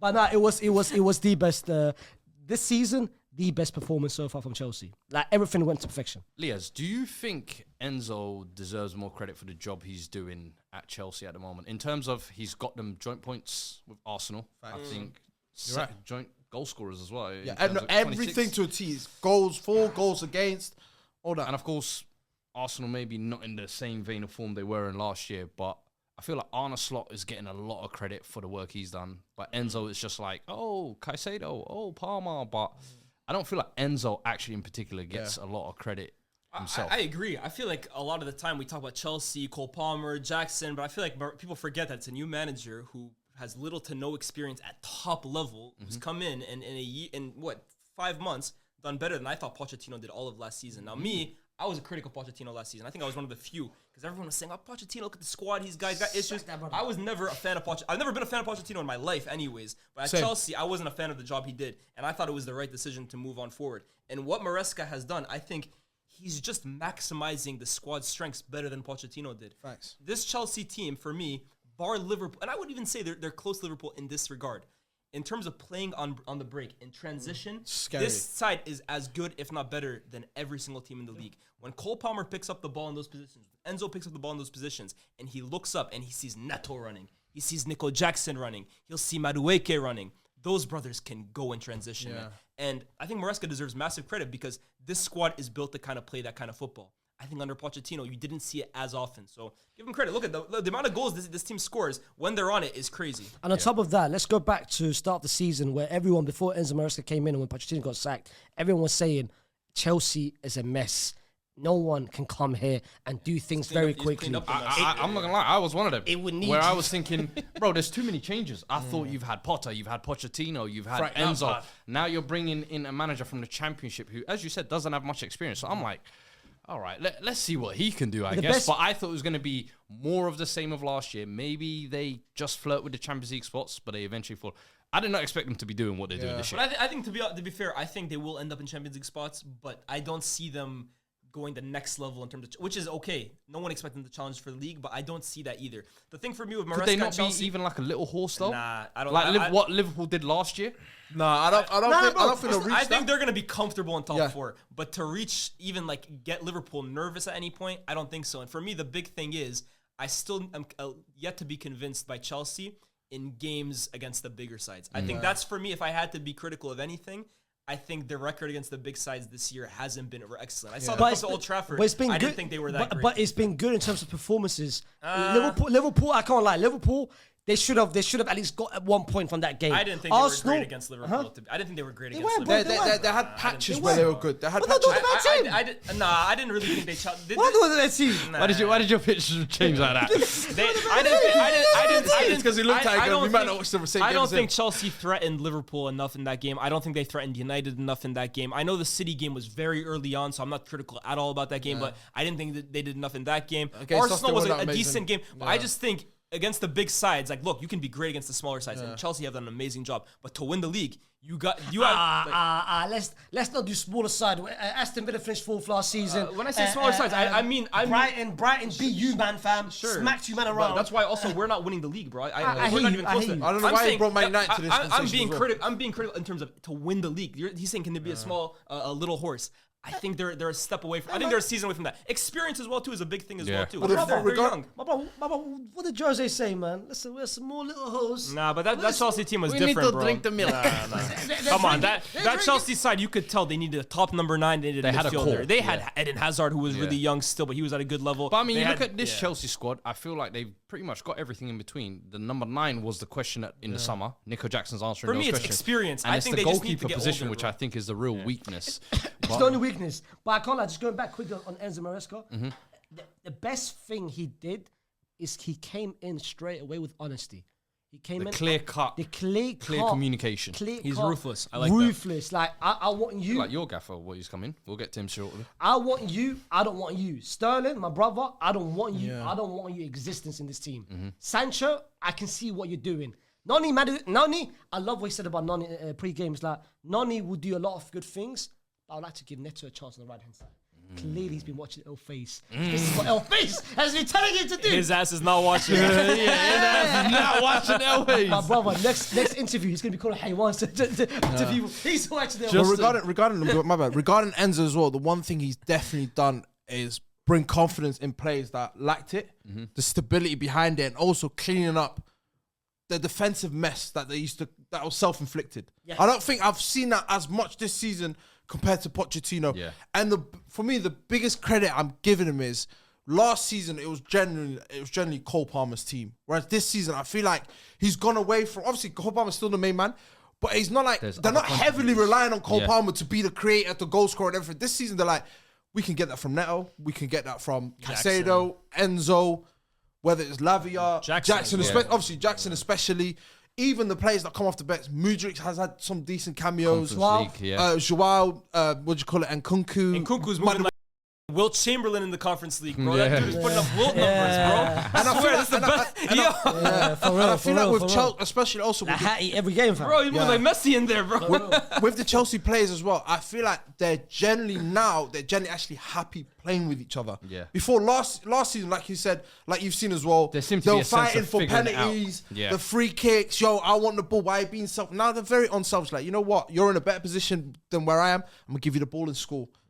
Just to wrap up on this game as well, I don't want to leave us without talking about Aston Villa because I feel like 8 games without a win. Last season, they were the Premier League's darling, essentially. started off really well, Unai Emery was getting all the credit he deserves, but things have gone a little bit rocky They lately. did What do we miss think that is down Jacob to? Ramsey and Onana, but I didn't think that. Obviously, I know Onana's a massive miss, but they should have done better. Do you They think still have a quality side. Yeah, I Do you think Champions League has caught up with them?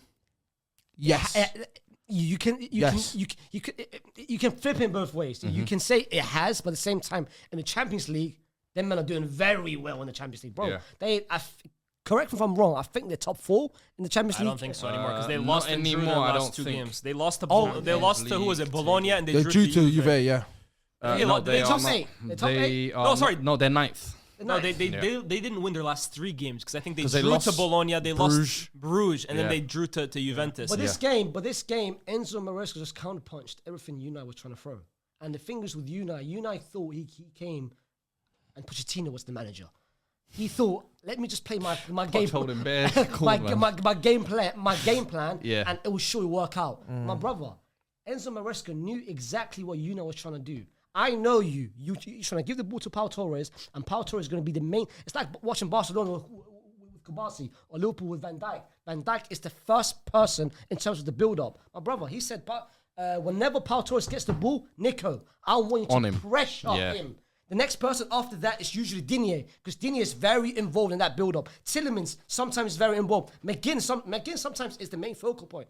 On him, bro, Aston Villa had whenever that. Breathing This is space. the first time in terms of press. I would love to see maybe the people in the comments might say it. I think in terms of pressing, I think Chelsea won the ball in the final third and in that little box of their own so many times. I would love to see maybe a stat of how many times they won the ball in It says there. It says there 15 times. 15 times, bro. Which is very, in terms of that, the other people's half, it's very good. What, 15 half? I made it up, bro. No, he completely made it. I'm like, where is he seeing this? Because I can't see it. SFF stars as fake facts. He bit on it. That's all I needed. That's all I needed. Yeah, well, I did. I bit hard. I bit hard. I would love to see his stat because both goals, the first 2 goals from Chelsea, it came from winning the ball in the final third. Can we talk briefly, because I know we're running out of time here, but on Cole Palmer, because I see a lot of discourse this season in terms of his numbers and in terms of how good he's been this season.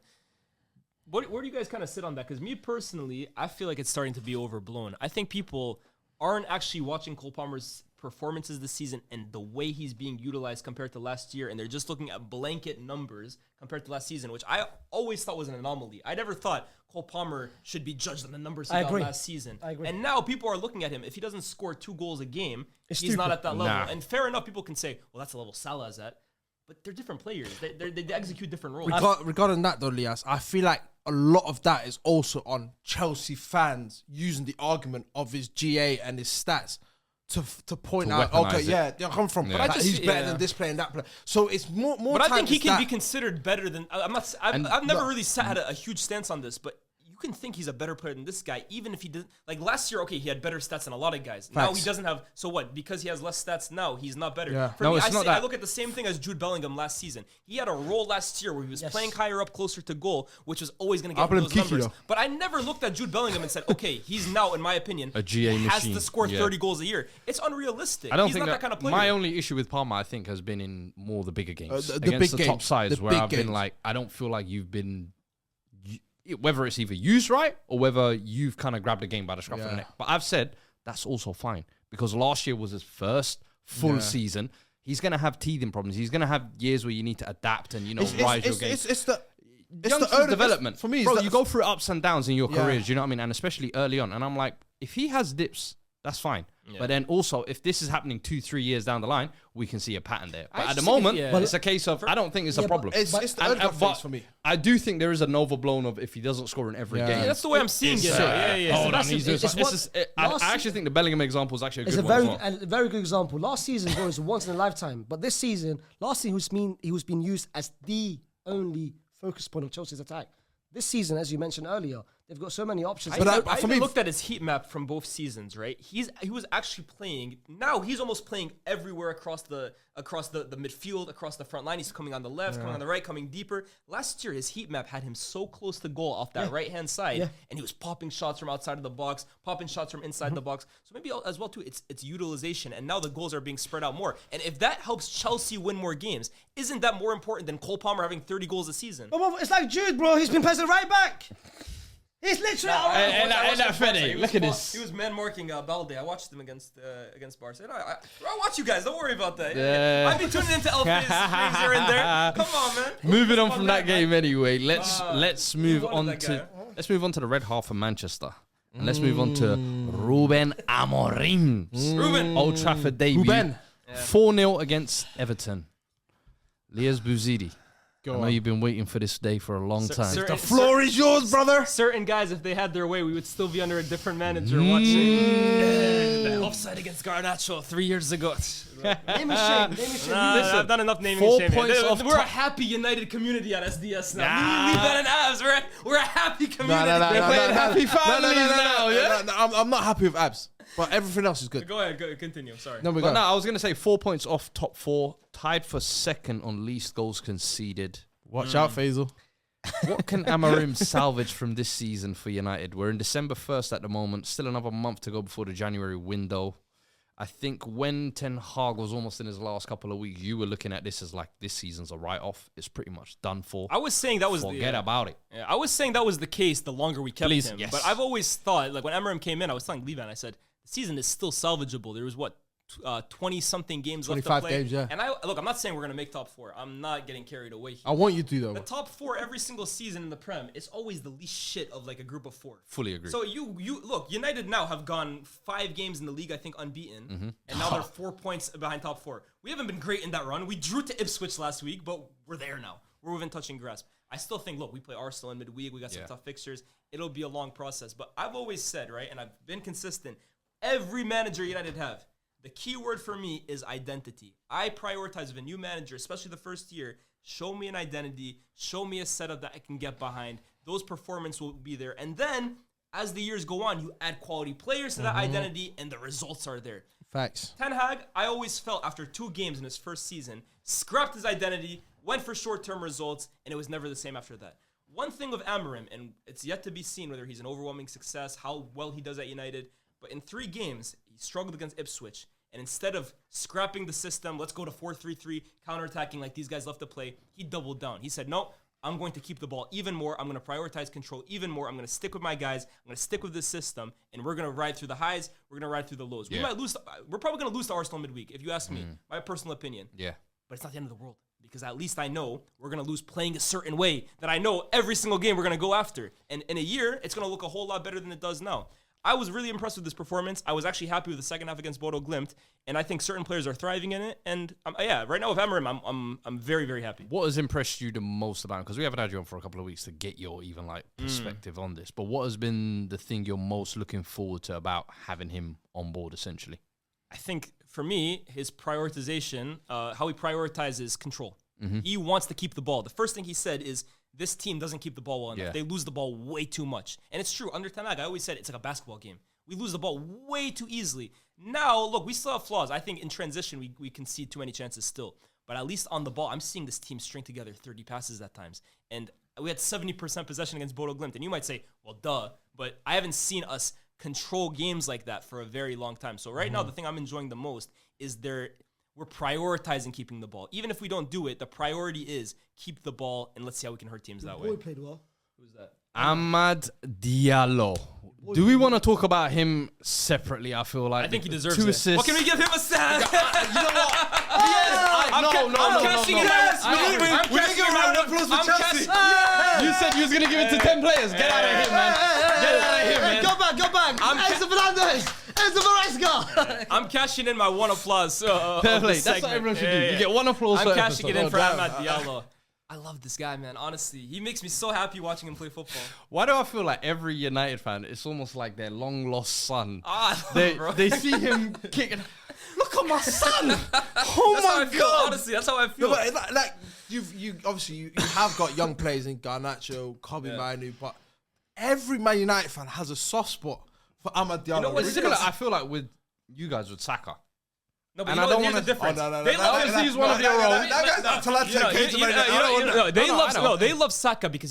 own. He was there from the start. He's there to the bad We'll times. die for Saka. No, We'll hold die on. for Hold Amad on. Let me Diallo. tell you the difference. Saka, he's one of their own. He was there for the bad times. He's now in the good. He's carried them. I understand why they love Saka.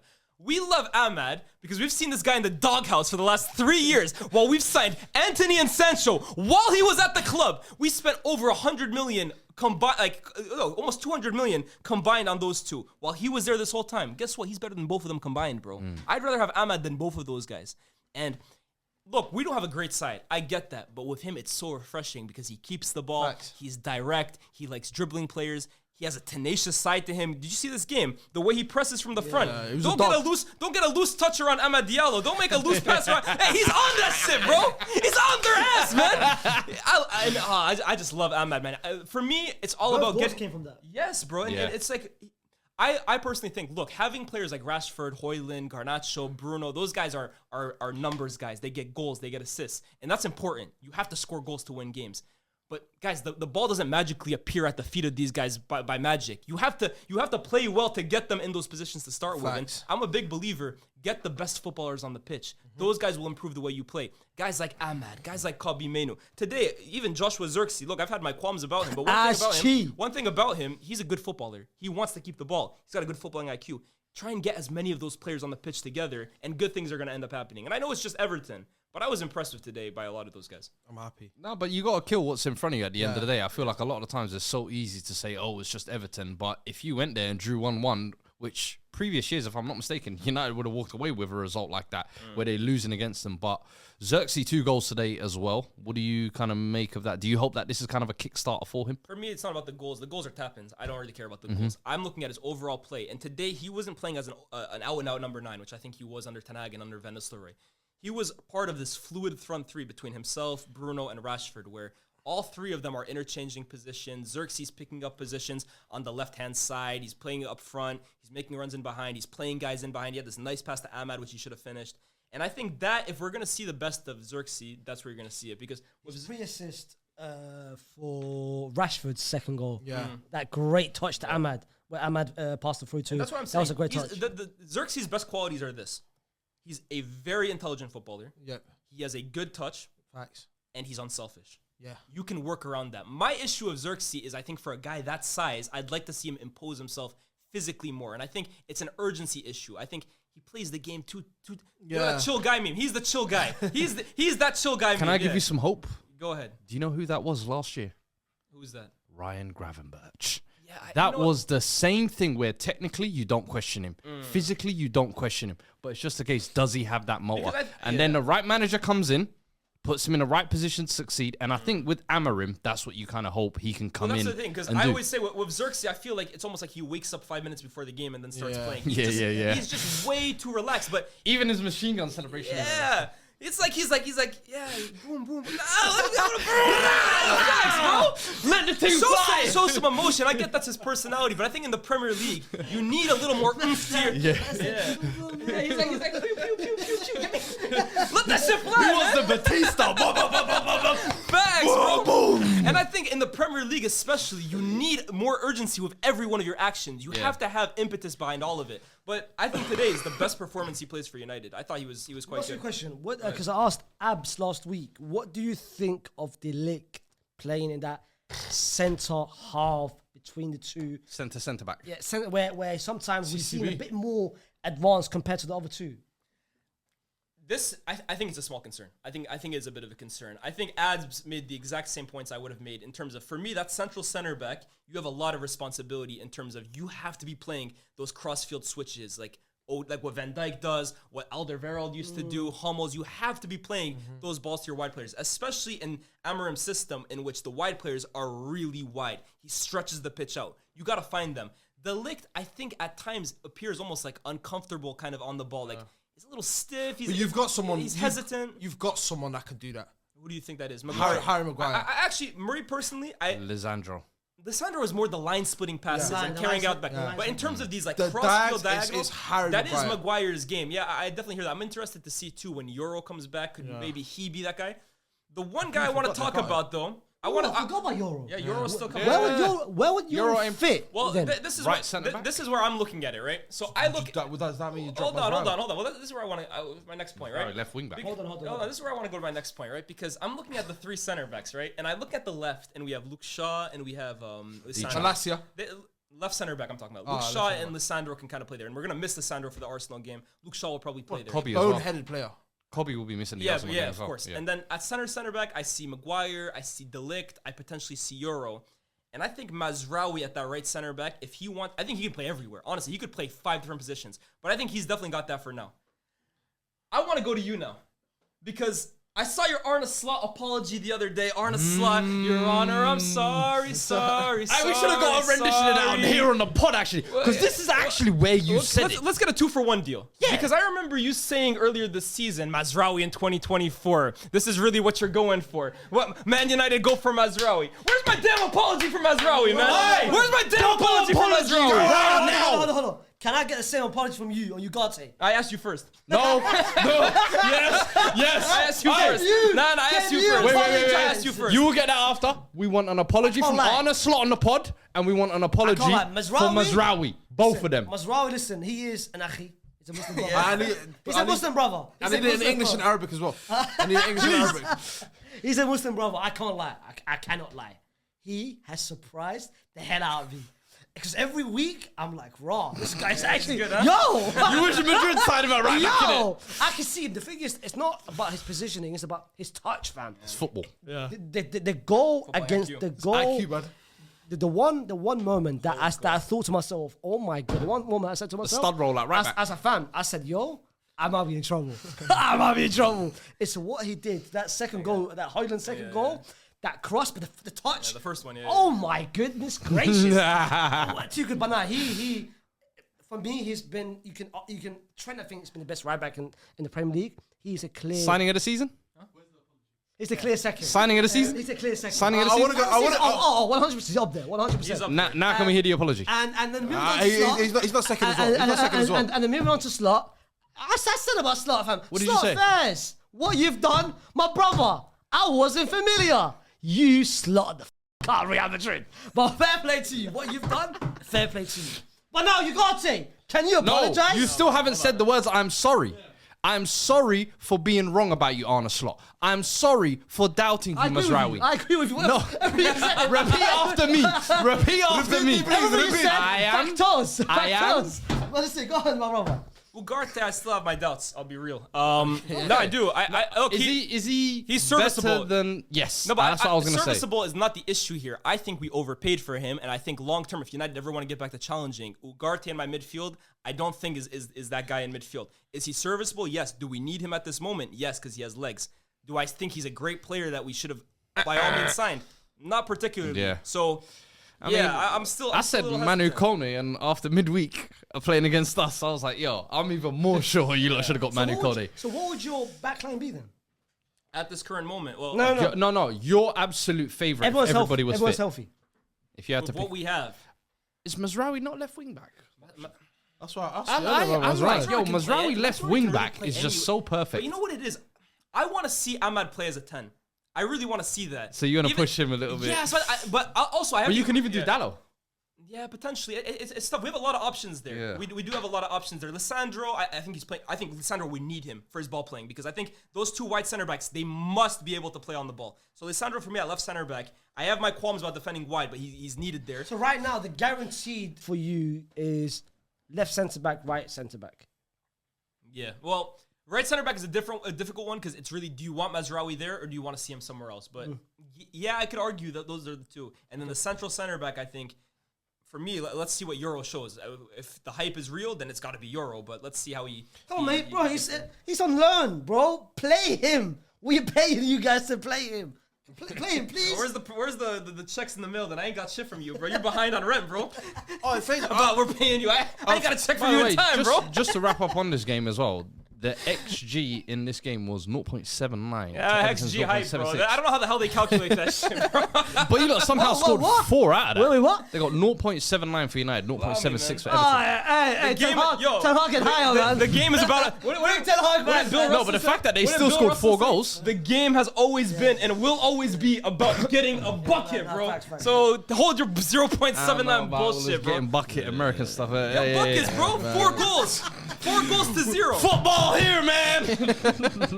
But let's move on from that game anyway to the last game of the episode, which is, in actual fact, we can probably end the episode there. Guys, we'll catch you guys next week. There is no need to... See that Superman? Hold it back. Tottenham Hotspur 1. Get back from Liban, bro, guys. Fulham.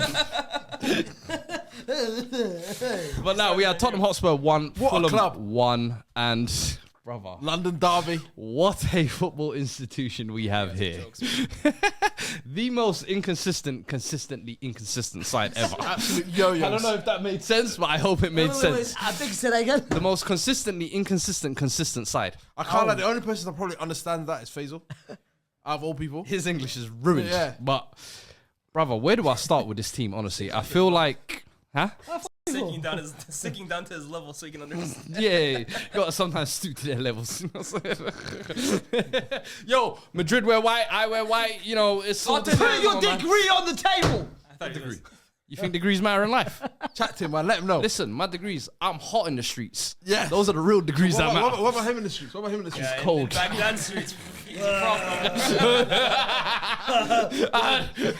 Big problem. I him and Sharky were in Baghdad and they didn't even clock him, but they clocked Sharky. I would love to see Sharky. Hey. He's getting rushed. He is getting rushed. Hey, guess what, Wait, Faisal? Sharky? Oh, man. Let's But, catch money. I guess we have to talk about this game. We have to, Tottenham man. Hotspur Stadium. I don't know if you lot watched it. I know we the We United have to. game We're on was on at the SDS, aren't we? same time. We're on SDS, so we have to watch it. What did you guys think of it? I know. Ain't nobody give a damn about what you think of this. Hey. Hey, You gave me the floor for Arsenal, Man United, Facts. Chelsea. Speak! Take the Spurs one. So, So what do we think? Anybody do we even think, damn what guys? Faisal thinks about Spurs talk, bro? Yeah, for real. Yo, I mean, is anybody surprised by this result? No. Genuinely speaking. No. I think that- Yeah, because you won. You beat Man City away 4-0. So I thought, But you know that's what? why you should not be surprised. I want to be. Because we beat Man City 4-0. And we lost to We Ipswich. and we lose to Ipswich. We beat Aston Villa 4-1. We lose to Crystal Palace. We are so inconsistent. You can't decide which Tottenham team is going to turn up. And unfortunately, playing at home against Fulham, where you're thinking this should be a cakewalk. You miss Solanke, you're missing Kulusevski. Immediately, I knew we were in trouble. I was like, there's no physicality in this team, basically. And the front three showed me exactly what I thought. And I know Johnson and Werner got the initial goal, but prior to that, brother, we were struggling. Struggling to keep the ball, struggling to look alive, struggling to create, struggling to defend. And it's the same old story every week, it seems. One week you play swashbuckling, attacking football. The next week it's voila, here's the shit. Who loves that voila? I hear him say that once a week, bro. Swashbuckling as well, too. Yes, swashbuckling, you're I'm right. starting to clock this guy's lingo, bro. He got about 4 different post moves. And No, Hakeem Dream step. it's the run.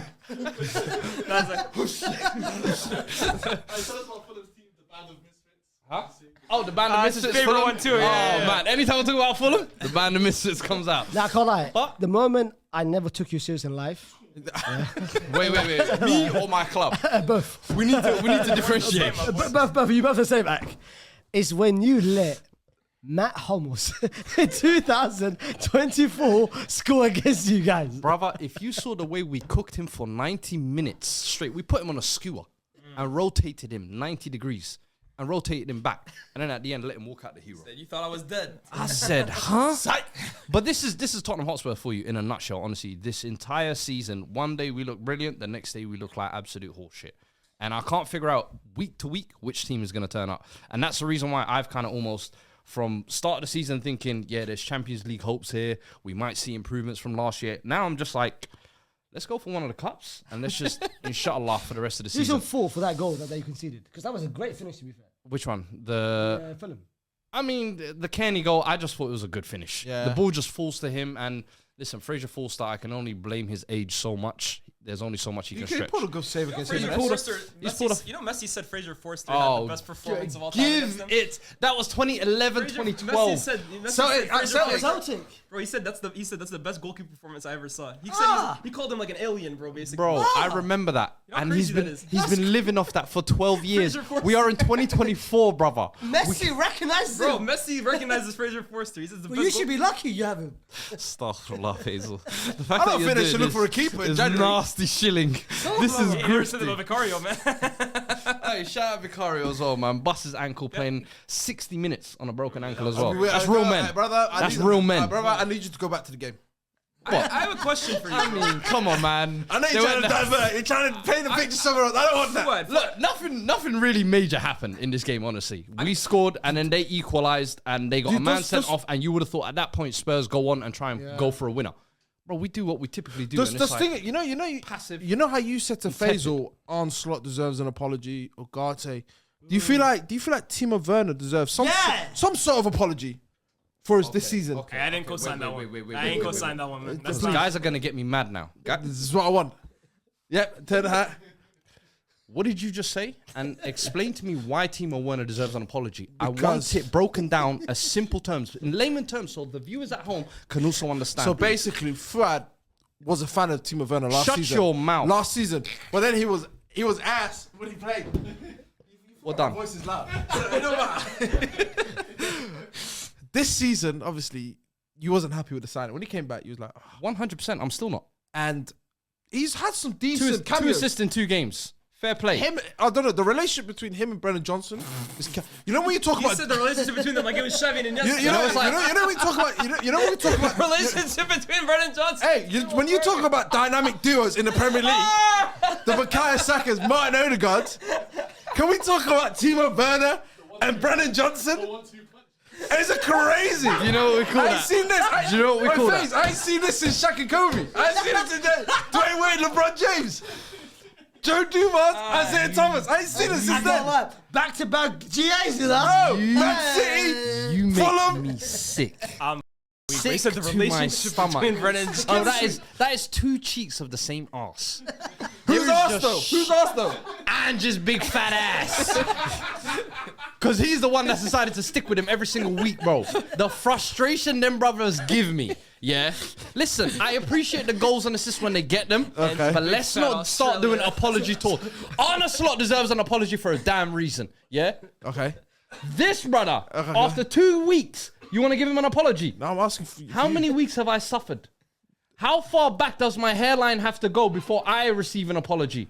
How many Spurs fans have to nearly have heart attacks every week before we receive an apology? Don't give me this horse shit. So hold on. Who are you giving your fair round of this applause What do you mean, round of applause? Anyone? for Tottenham? For No Tottenham, one? absolutely nobody. Kulusevski, maybe this season. No, but- this game specifically. Oh, for this game, nobody. The fans maybe Absolutely. for The bearing fans, to watch this I'm sorry, that, nonsense the every single atmosphere in week. that stadium is shocking as well. I ain't even I ain't even, man, Ain't nobody getting love bruh, from me. bruh. Yo, Stewards, I can't lie. Come if on. I really The cooks? speak my truth. The only person The I pod love might is get me. cancelled. The pod might get cancelled if I really say what not what's even on the my mind. janitors. No one gets a Yo, The club, F the club. bond them all, bruv. Can I ask Yeah? you this? And I'm not saying this from a place. I'm not even saying I necessarily believe this. But I'm hearing a lot of stuff about inconsistency. I'm hearing a lot of stuff about poor substitutions, poor people starting from the start. How much blame do you actually give to Ange? Right? Because at some point, you know me, I like Ange. I rate Ange. I believe Ange is a good manager. But I'm hearing all of this stuff every single week, it feels like. At some point, you're a reflection of your manager, right? I agree. How much do you really credit the blame to Ange? Because we There's give him a lot definitely- of praise when he There's does it right. definitely some blame he has to take, but for me, I always look at the players first because for me, I think there is no way you can put up that same performance because for me, he sets us up pretty much the same way every week. Sure. So there should be no... it's this thing you said that you want identity. We received that identity. 1000%. We knew how to play it. We play it when we want to. And my issue is that when you want to. So a lot of these players... there's games where you can visibly see with your eyes the hunger's not there. The press isn't there. So, for example, Solanke goes, nobody presses from the front. Kulusevski goes, nobody's pressing in the midfield. And for me, that's just personnel issues. Why he dropped Kudu today, I think he might have been resting him. Solanke's got a stomach bug.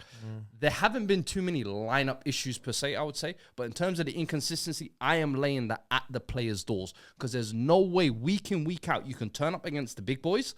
But then the teams that you should comfortably be beating. At home especially. I don't have to be looking at Ange to be saying he needs to give you a super tactic and controlling you like a joystick. Yeah. That is you as a professional need to pull your finger out and actually turn up and perform. And a lot of the times this season, those wingers that he's praising, they're the ones that have handicapped us. you praise, not me. They're the ones that have kind of handicapped us. And But the point is, isn't that on Ange for continuing to play them? That's my whole that part is where I'm with thing. He you. signed both of them. They're both his guys. Now that part is where I'm with you. In terms of Johnson, 45 million, that's your signing.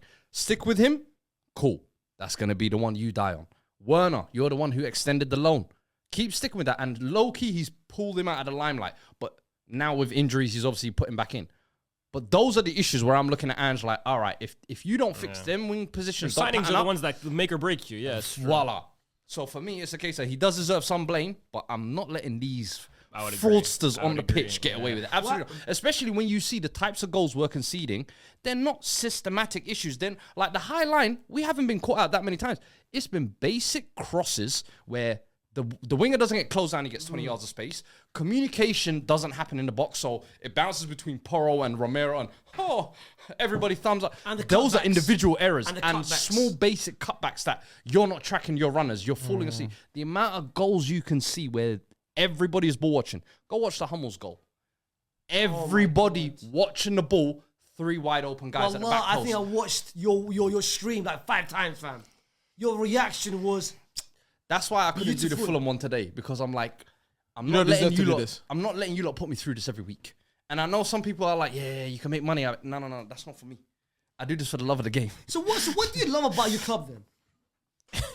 Guys, The that is idea, another... the idea of what Spurs could be, but the actual reality, I He hear loves you. it. He bro. loves the underdog On the story. ins- on the- But no, this, no, is, but this is the truth about most Spurs fans. Yeah. It's, you love the idea of what we could potentially become. Dare to say, was it dare to do? To dare is to do.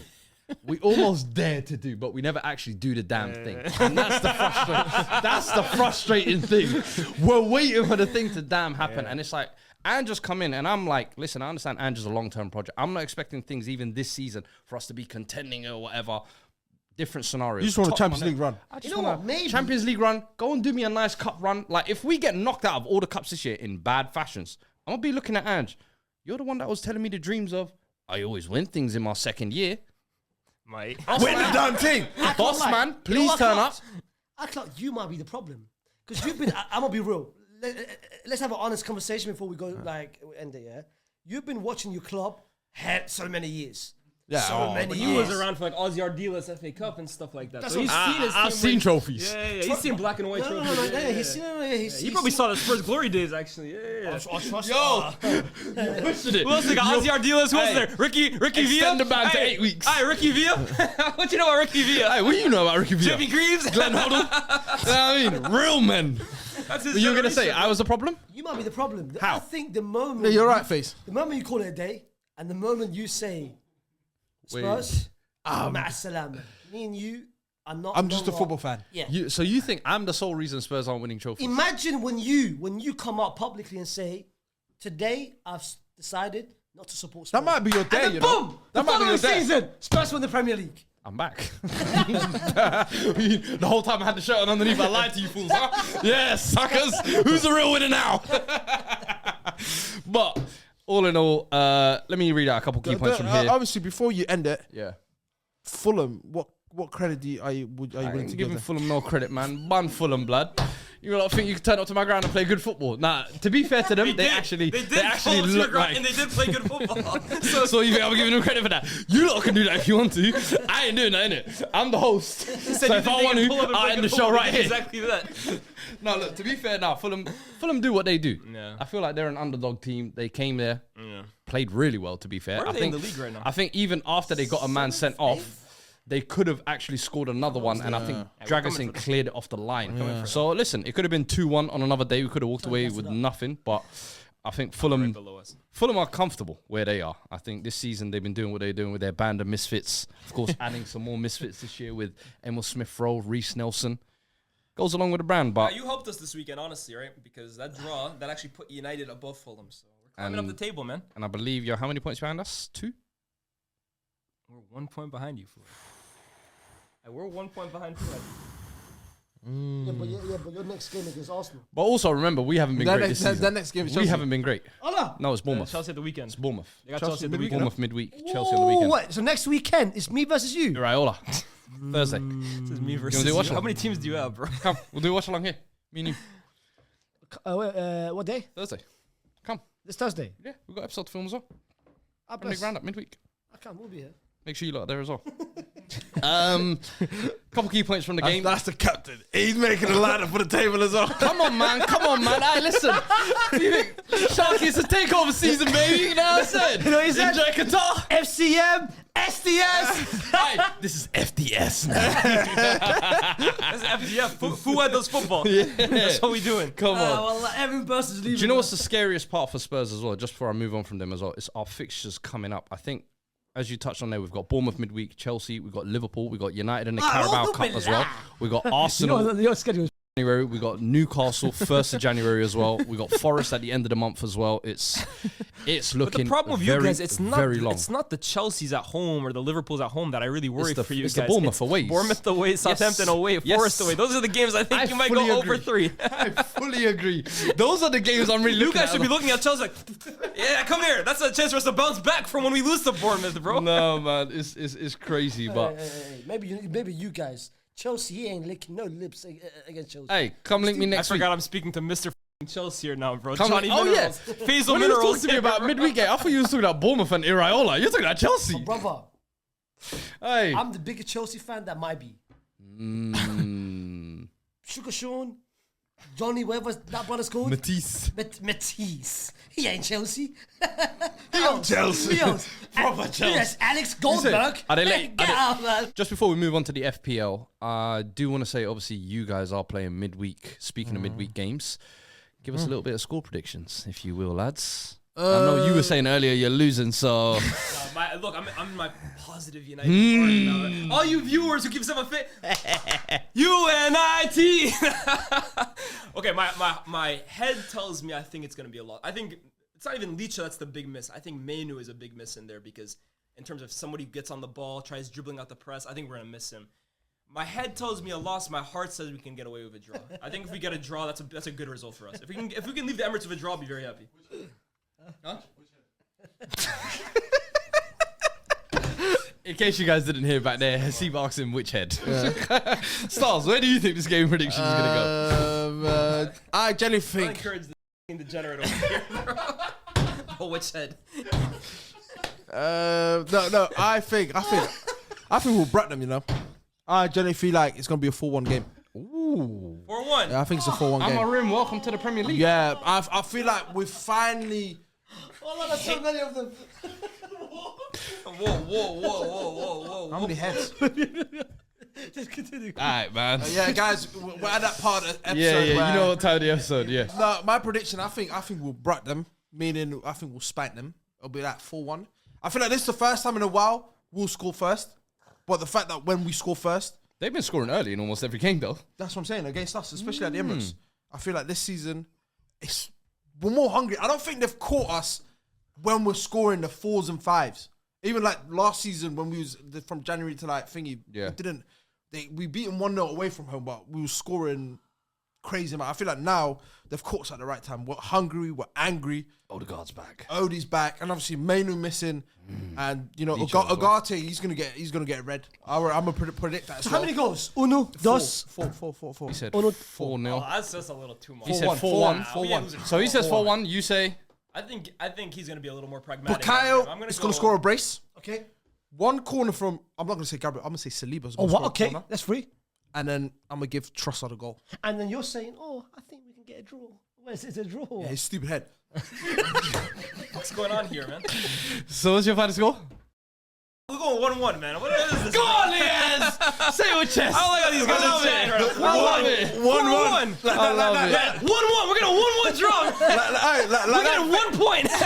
Hey, listen, let's The fact you guys can keep one from us scoring one goal, I respect it.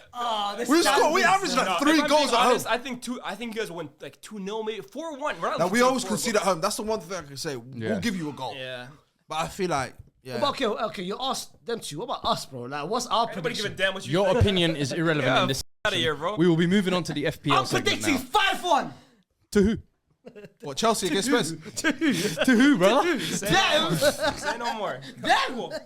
You actually go 5-1? I'll go 5-1. Fairs, What about you? fairs. Don't do me like that, man. Nah, I actually think 2-2 draw. Yeah, Amarim got something for me, man. Ruben. I hope. I hope so. I hope so. No, but let's move on to the FPL roundup of the show. And looking around the table, star player, you are where in the table? Damn, you're looking at my table. Yeah, you are number 10. FPL's a myth. This Your season. team name is FPL's a myth. crazy, by the way. I'm not even going to say your team name, but that team name is It's the real nation in crazy. the club, but I don't. Wait, can I ask? Is it this league or is it the other league we're talking about? Wait, no, this is the league. This is our league. our league, This is okay, our cool. league. This is our league amongst us, yeah. had a very Top of the good table, week, of course, we have a new number 1, and that is Vibes FC with Big Merce. That's cheating Uh, already. My brother, Faisal. my brother. Faisal, you are bottom of the table No, now. he's not. You're bottom of the table.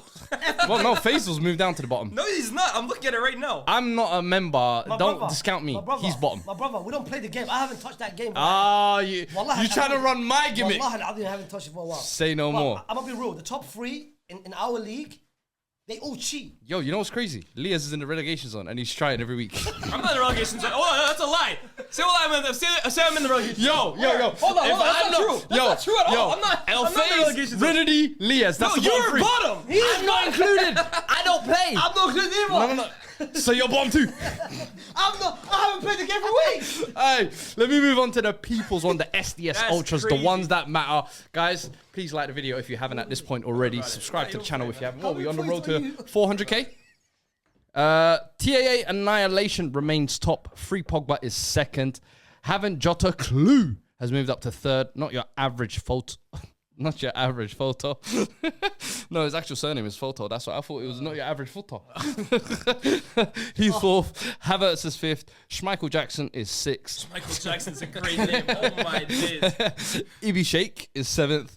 Arne Slot is seventh. 8th is Shaka. Granite Shaka Lovers 34. And then 10th is FC Gribas. What about Sharky's favorite team? At 126, he has officially dropped out of the top 100. So this will be the last week you get a mention. Lalana Rhodes, welcome to the relegation table. The worst name in FPL history. Lalana Rhodes. You're telling me him and Lias in the relegation zone? You're also in the relegation zone. I don't play. Yeah, Crazy. I don't play. Well, listen, guys, I appreciate you all for being here. Appreciate you at home for watching this episode. We hope you have had fun. Like the video on the way out. And as a comment for the 1%ers, what should we say they should drop in the comments? Okay, let's think about it, yeah? Yeah. I was thinking, I don't know, you know. Let's think about it. Let's think about it. I think we should say, what do you guys rate from 1 to 10? That's Shut up. Fuat's You know what? hosting. Fuat's hosting from 1 to 10. Now, end it. Bye. Bye.